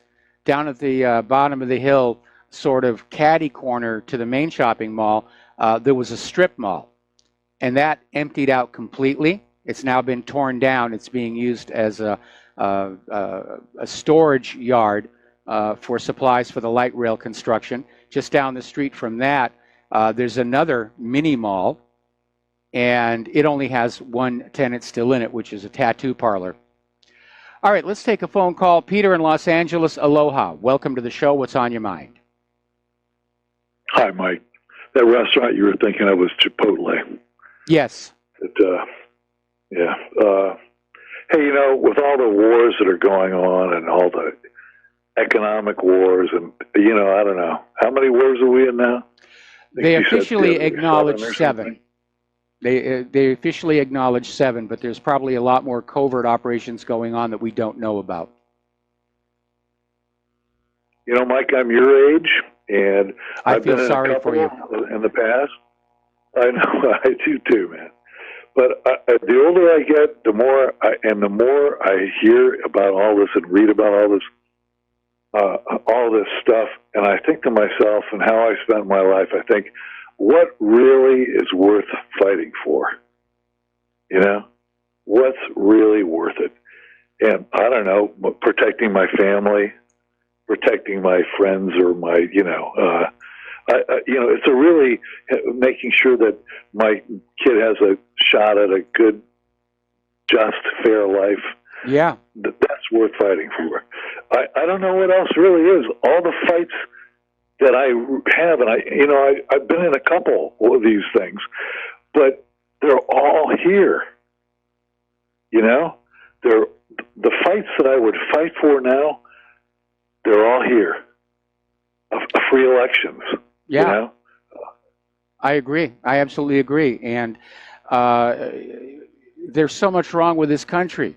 And it's being allowed to rot on the vine. It's dying of neglect because our politicians are bought and paid for by the war machine and by Israel. And it doesn't matter how hard we work, our lives are not going to get better because any work product is taken away and fed to the war machine and to Israel. And that's not a world that I want the next generation to have to grow up in. And I've said many times before that the highest moral imperative of anybody is to leave to the next generation a better world than the one that was left to us. And my generation has utterly failed on that one. Our generation, yeah, we have. Yep. Yeah. Anyways, that what I'd like to hear sometime, some of the callers and stuff articulate what they really think is fighting for as well, and just see where it leads, really. But anyways, that was it for me, Mike. Thanks very much. All right, thanks an awful lot. And I don't like to use the word fighting. I prefer campaigning, which is a softer word here. I want the truth to get out there. The American people are owed the truth about what the government has been doing. I've read that Constitution cover to cover many times. Nowhere in there does it say the government has any kind of a right to lie to you, to conceal things from you, to defraud you, to deceive you, to trick you. It's just not in there. And as I have said many times before, any government that is not fully in compliance with the limitations of the Constitution and the Bill of Rights is both illegitimate and illegal. We're going to take another phone call. Frank in North Carolina, aloha. Welcome to the show. What's on your mind? Well, what's on my mind is there is a local city councilwoman here in Charlotte. I don't know if it's made national news yet or not, or if it will. I guess it's really no big thing, but it's just so disgusting. This is an African-American woman. She's a city councilwoman. Her name is Lawana Mayfield. Mm-hmm. Just like it sounds, Mayfield. Lawana is Lawana. I'm sure you can look it up. But, you know, I was just got out of the car, and I'm hearing these people again, the former governor and the former mayor of Charlotte, former governor of North Carolina, one and the same. Pat McCrory, he's a Republican, Rhino, Republican in name only. And the Democrats, the Republicans, anybody who's anybody, is just jumping on the bandwagon to demonize. And they're treating her like she's a child molester because she's questioning the events surrounding the buildings coming down, the World Trade Center buildings. And she's not even talking about World Trade Center 7. And I'll be honest with you, I wouldn't be surprised. She probably doesn't even know about WTC 7, and probably none of these other people do. But I'm telling you, Mike, from where I am, I know there are dead areas in the country, and there are places where people are more awake. But here in Charlotte, North Carolina, I think it's the 23rd largest city in America. Most people still don't even know that 9/11 was an inside job. They just wave the flag. They don't care. It's very depressing. Yeah. Well, that's not my experience around here. And, you know, there are going to be people who may suspect what's really going on, but they don't dare say anything because of how they get attacked and smeared. But I think more people are really aware of what's going on, but they're falling into the trap of being the good German, which didn't work out for Germany. It's difficult. We have to find a way to get people to have the courage to say, I don't care if you're going to call me bad names. This is what I really think happened. And you're going to have to take a stand for the truth. And in response to the caller, the truth is what's worth fighting for. Frank, we got to take a break for commercials, and we're going to let you go, and we'll be right back. Aloha, America. Welcome back to our show here. And again, if you are able to help Republic Broadcasting, we really, really need it. We're all operating right on the edge. We're running on old, outdated equipment, and especially here in Hawaii with our salt air, everything acts like it's manufactured out of compressed rust. I've gone through like 4 of these headsets now, 3 of these mixers. I've lost track of the number of keyboards and stuff I've had to buy. It really does take a lot to keep all of this going here. Anyway, if you can help on out, the postal address to send cash, check, money order is Republic Broadcasting Network, 2251 Double Creek Drive, number 302, Round Rock, Texas, 78664. The phone number to call on in and become a recurring subscriber is 800-724-2719, extension 03. The network thanks you. We really do need your help. This is a war against war. And right now, the bad guys have all the money, and they're winning. All right, getting on back to the war zones here, we're getting a report that once again, the OPCW scientists have been blocked from investigating the supposed chemical site. The U.S. corporate media is out there screaming that Russia and Syria are busy cleaning it up, where the Syrians are out there concerned that the U.S. is going to sneak something in to contaminate it. And frankly, past a certain point, any results they get are going to be untrustworthy. They already are untrustworthy. So again, focus on the improbability of the original story. Bashar al-Assad is winning the war. He doesn't need to use chemical weapons, and he certainly doesn't need to use them against children. The use of children was deliberately done to maximize the shock and horror. to hope people would be so upset that they wouldn't stop to think if the story made any sense at all, because it doesn't. Assad gains nothing by doing the one thing that would allow the United States to come back in and try and turn the situation in Syria around. Now, getting on back to the economic situation, apparently out in California, they've got so many homeless people, it's starting to interfere with the infrastructure. And as was the case during the Depression of the 1930s, homeless camps are springing up. And the cities don't want the homeless camps there because it looks bad. And so the homeless camps are set up in out-of-the-way places, including the land that's right along railway tracks. And they're on both sides. And apparently there have been a bunch of incidents where the homeless are crossing the tracks ahead of an oncoming train, and the train has to throw the brakes on. Sometimes they don't make it. There have been some very unfortunate incidents. But the issue is that it takes about 10 minutes to basically get the train restarted and back up to speed. And that means all the trains behind it have to be slowed down to keep the system running smoothly.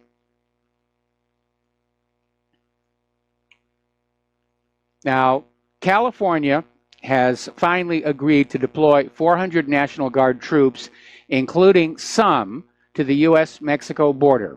Governor Jerry Brown is going to send these National Guardsmen into several places.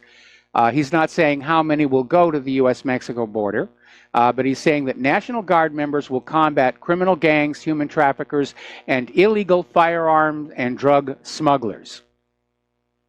So apparently in this contest between Brown and Trump, Brown has blinked, and he should.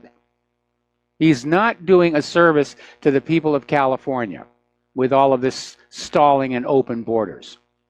But apparently he seems to think if they can get enough illegal immigrants into California, then it means the liberal Democrats will permanently be in charge. And what these politicians are doing is they're taking our nation, which was built by generation after generation after generation of legal American citizens, and they're bartering it away to the illegal immigrants and the refugees in exchange for a vote. That's how callous and shallow their thinking is. This is our nation. We built it. We should be proud of it. And they're just giving it away. They're carving it up piecemeal. Russia got a big chunk of the uranium. Apparently, the FBI informant who was linking the Uranium One deal to the Clinton Foundation has now been threatened. It's an ugly, ugly business over in Washington, D.C. I think the only thing that is going to save planet Earth from a global nuclear war is the collapse of the American federal government and possibly the collapse of the U.S. economy with it. Otherwise, we're in a real mess. We'll be right back after these few words. And aloha, America. Welcome back to our show here. Now, this is a very upsetting story. And apparently what's going on here is a federal court has ruled that illegal immigrants can sue American employers that refuse to hire them because they require workers to be U.S. citizens or legal residents. Now, this latest blow to the rule of law was delivered by an Obama-appointed federal judge in South Florida. And, of course, the open borders people are saying it's a tremendous victory. And they're out there saying that anybody who discriminates against an illegal immigrant, well, they're just bad and they have to be sued here. Now, the lawsuit was filed by the Mexican American Legal Defense and Education Fund, otherwise known as MALDEF. They've been around for a very, very long time. And they specialize in lawsuits on behalf of illegal immigrants. And they have Chicago ties to Obama. MALDEF is out there demanding free college tuition for illegal immigrants and lowering educational standards to allow new migrants to get into the colleges. These illegal immigrants are getting a better deal than our legal students who are drowning in student debt. And apparently a lot of them are now deciding to just drop out of college rather than deal with that. But here's the point. This judge is legislating from the bench because it is U.S. law in Title VIII that illegal immigrants are not allowed to work in this country. And it does seem like the rule of law has ended in this country. You know, between nobody being arrested for the murder of Vince Foster, the open borders, we're descending into mobocracy. We've hit the bread and circuses stage. Whoever shouts loudest gets favors from the government. That is absolutely ridiculous. Now, out in California, pardon me, the city of Lake Forest has voted to oppose the state's sanctuary state law. So they're all starting to pile on. Los Alamitos is saying that several more cities are ready to vote against Governor Brown's sanctuary policy. They're all fed up. They're all pushing back. They want the borders closed. They want a reasonable, they want to go back to the old system. If you want to come to this country, you can, but there is a legal immigration process that you go through. I mean, they're talking about all the support for the illegal immigrants while we have so many homeless Americans out there by the railroad tracks. Does that not tell you something has gone horribly wrong with the nation? Does to me. Over in France, Macron is continuing to push for a European Union federal empire. He is now starting to get pushed back from the other member states of the EU. They don't want to be part of a United States of Europe. In fact, most of them want to go back to being separate sovereign states again. Because all the European Union has brought them is Brussels tinkering in their internal laws in very petty ways. I mean, Brussels has even passed laws regarding produce in the supermarkets. It must always be within a certain size range. I mean, really picky stuff, just to prove that, you know, they're in charge. And the open borders issue in the EU has been a disaster. And everybody is fed up with it. We could see a civil war break out in Europe over this issue. And Macron, of course, is having to deal with his own internal issues as well. The French people are upset at his reforms. There have been massive protests all over. Apparently, there's now been some actual property damage. One of the big issues France is having to deal with is because of the refugee problem. France is basically losing ground as a top tourist destination. You look at France, you look at Paris today, it's like a war zone. And nobody wants to vacation in a war zone. Nobody wants to be vacationing someplace where a refugee may leap out at them and either rape them or hit them with a machete. It's been an epic fail. Now, George Soros is out there mouthing off again, saying that he is not prepared to accept the outcome of the Hungarian election. He's just really upset that Viktor Orban won in a landslide, because Viktor Orban is a Eurosceptic and he's anti-open borders, and so Soros isn't having it. Like, it's his choice to make.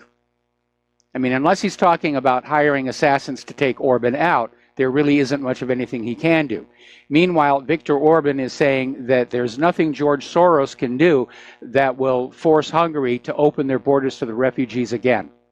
So it's a standoff between the two of them. Now, as we mentioned before, Dick's Sporting Goods has announced they're going to destroy all the sporting rifles they removed from their shelves in response to the gun grabbers' hysteria. And they've announced they're in the process of destroying all the firearms and all the accessories that are no longer for sale. And it's a PR stunt.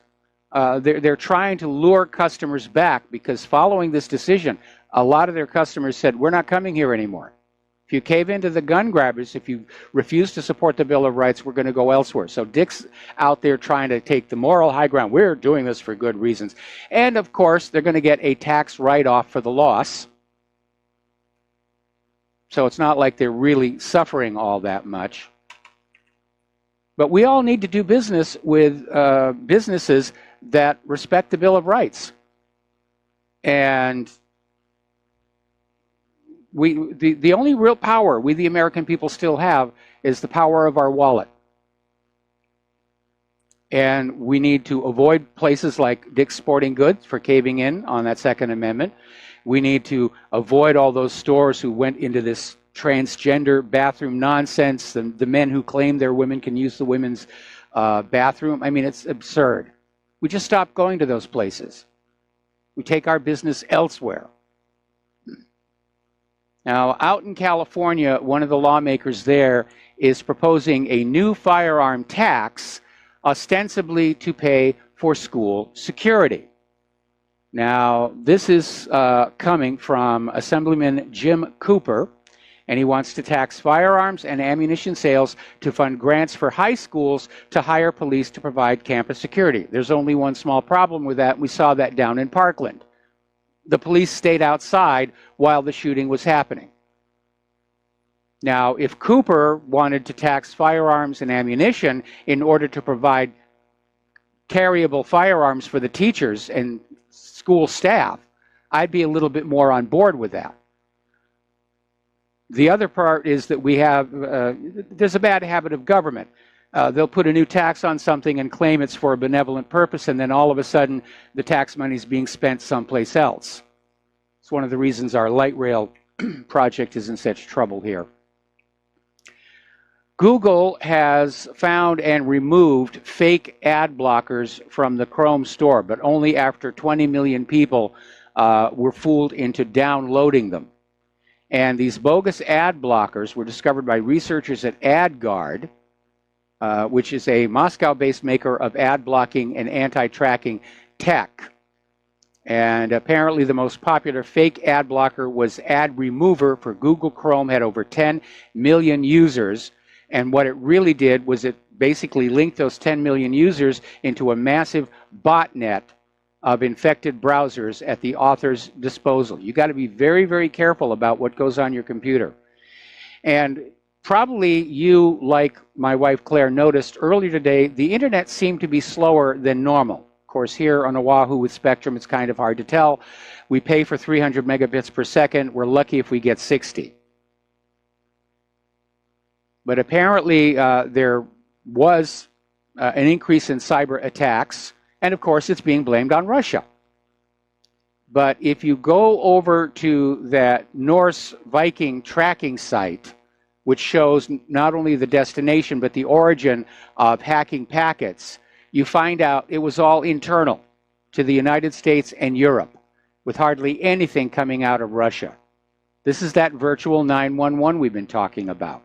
And I imagine it's probably going to get a lot worse. Now, the Pentagon has announced they're developing an artificial intelligence center because, by golly, we can't let those Chinese get ahead of us.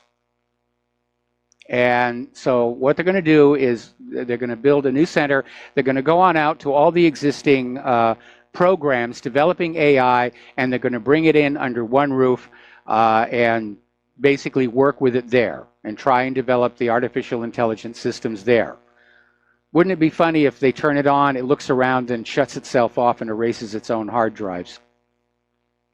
If it's truly intelligent, that's what it's going to do.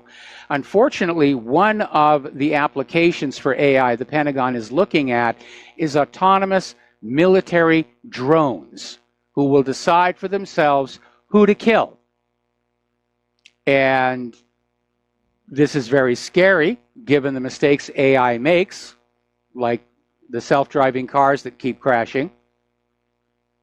But James Cameron hit it right on the head with the Terminator movies.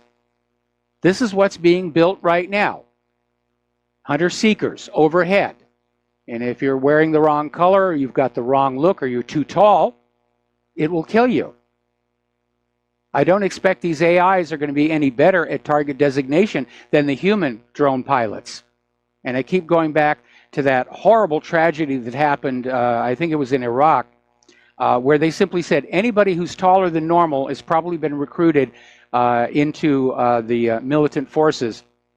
So the drone pilots were looking at the street, and they saw this crowd of people walking across the street with one very obvious tall person amongst them, and they launched an attack. And it turned out it was a school teacher with his school children. That's why he stood out. They were just walking across the street. They were on a tour outside the school going to see something. And they just got blown to bloody bits. I mean, look at all the false positives they're getting with facial recognition. I think it's a really, really bad idea to have AI drones just flying around doing whatever they want to do. Now, down in Honduras, they just had an election. It has caused a huge amount of controversy. There have been allegations of massive election fraud, and there are a lot of people who are saying there needs to be a recount or a redo.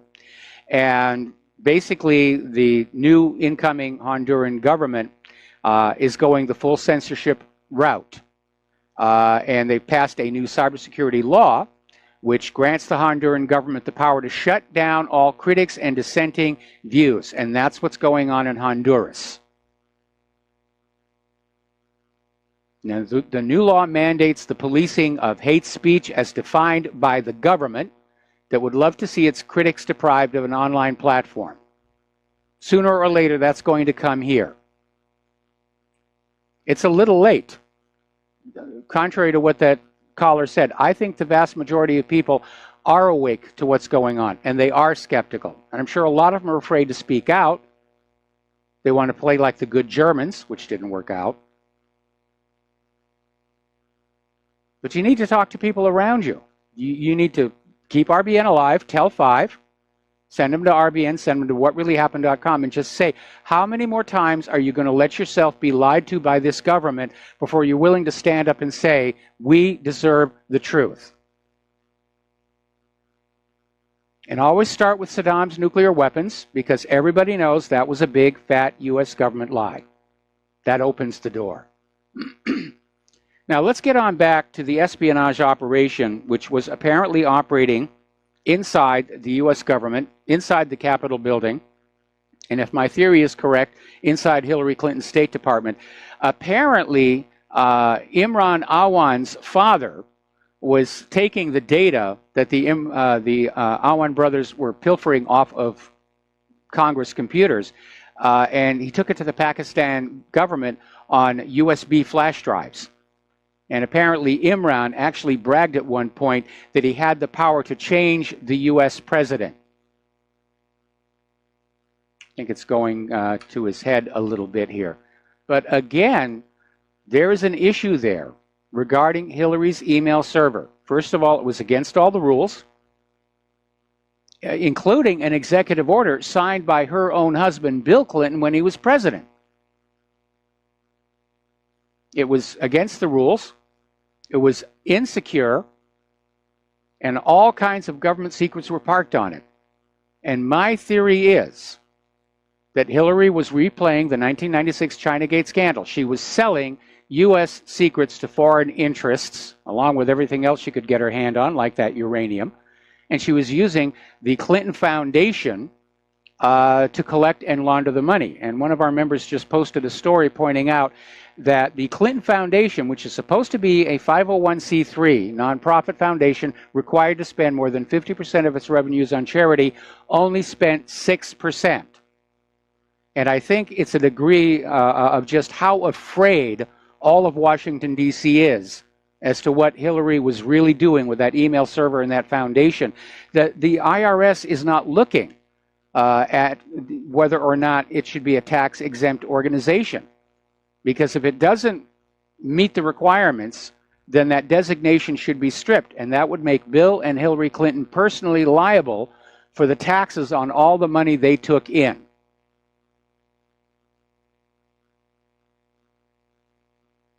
Now, so I'm going to keep on asking that question. It's a question that needs to be asked. It deserves an answer. And I'm getting a wall of silence because, like so many of the rest of you, I'm writing letters to members of Congress. And I'm saying, when is this going to be looked at? No replies. None whatsoever. Was Hillary Clinton running an espionage operation while Secretary of State, using that email server to deliver the goods and the Clinton Foundation to launder the money? It's a perfect system. It's not like she had to physically pilfer the files like Aldrich Ames had to do. She just sits and lets the money roll on in. All right, we're coming up here on another commercial break.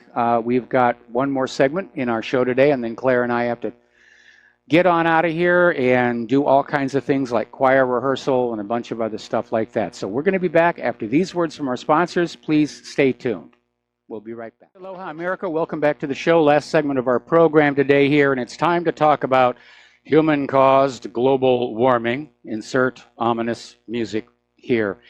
And looking at, there are stories all over there. Up by Green Bay, they're talking about how the accumulated snow is triggering a lot of car accidents because the snow plows are piling it up on the edge. The roads are surrounded by walls of snow, which makes visibility at intersections very difficult. And in some cases, those walls of snow are collapsing back down and basically taking lanes out, which is increasing congestion. And we're seeing stories like this all over the country. This winter stayed very, very late. They're expecting more snow in Boston, actually all over Massachusetts here. Syracuse is still getting snow. This is April 19th, and it's still coming on down. But that's not stopping the global warming cultists, by golly. They apparently are launching a new program on NPR to basically talk about, it's called Hot Mess, which tells you the direction it's going. Oh, yes, the world is warming. It's carbon dioxide. It's you humans' fault. You got to pay a carbon tax now. You've got to let the government tell you how to live your life, because otherwise you're going to destroy the earth. Actually, I think the military is already way ahead of us on that one. So for that matter is Fukushima and Hanford, the Gulf oil disaster. I don't think my plastic bags are really the match for all of that. Interesting little story out of Mount Observer saying it's snowing. That's the opposite of warming. And yes, that's what it is. Now, I have noticed an interesting little spin on all these stories about the late spring snow. And there's always a paragraph in there saying, it's not that unusual. We had snow this late in the year back in 1867 or something like that. Well, that's not the point. The point is, when they cranked up this human-caused global warming nonsense back in the 1990s, they were screaming there was going to be no more snow. Al Gore predicted the Arctic would be ice-free. That didn't happen. In March 20th, 2000, the UK Observer ran a banner headline, "Snowfalls are now a thing of the past." That was the message they were putting on out there. Global warming meant an end to winter, and we have had several record-setting winters since then, including this one. The reality is that we're seeing a decrease in solar activity, suggestive of a new Maunder minimum, and we're starting to see the climate effects for ourselves. And yet the global warming people and the corporate media are still out there convinced that they can make you believe the world is warming, and it's all your fault. And that really, you've got to pay a carbon tax. That's what they're coming for, more money. And they're not going to spend it on carbon dioxide. They're going to spend it on Israel and the war machine. They're suckering you in, and it's time to stand up and say, no. It's not patriotic to pay more taxes. There's the music. Time for me to get on out of here. Stay tuned for John Stedmiller. He's got a lot of interesting things to share with you. Please take what you learn here and share it with everyone you know. Don't bother with Facebook or YouTube or Twitter. They are now totally useless for the task at hand. I encourage you all to go on out and talk to people face to face. Call it the sneaker net, if you will, and share this information with them and get them to talk, get them to speak up. Right now, the thing that the American people most need now is the courage to deal with the truth of what is going on. We'll be back tomorrow. Aloha, America.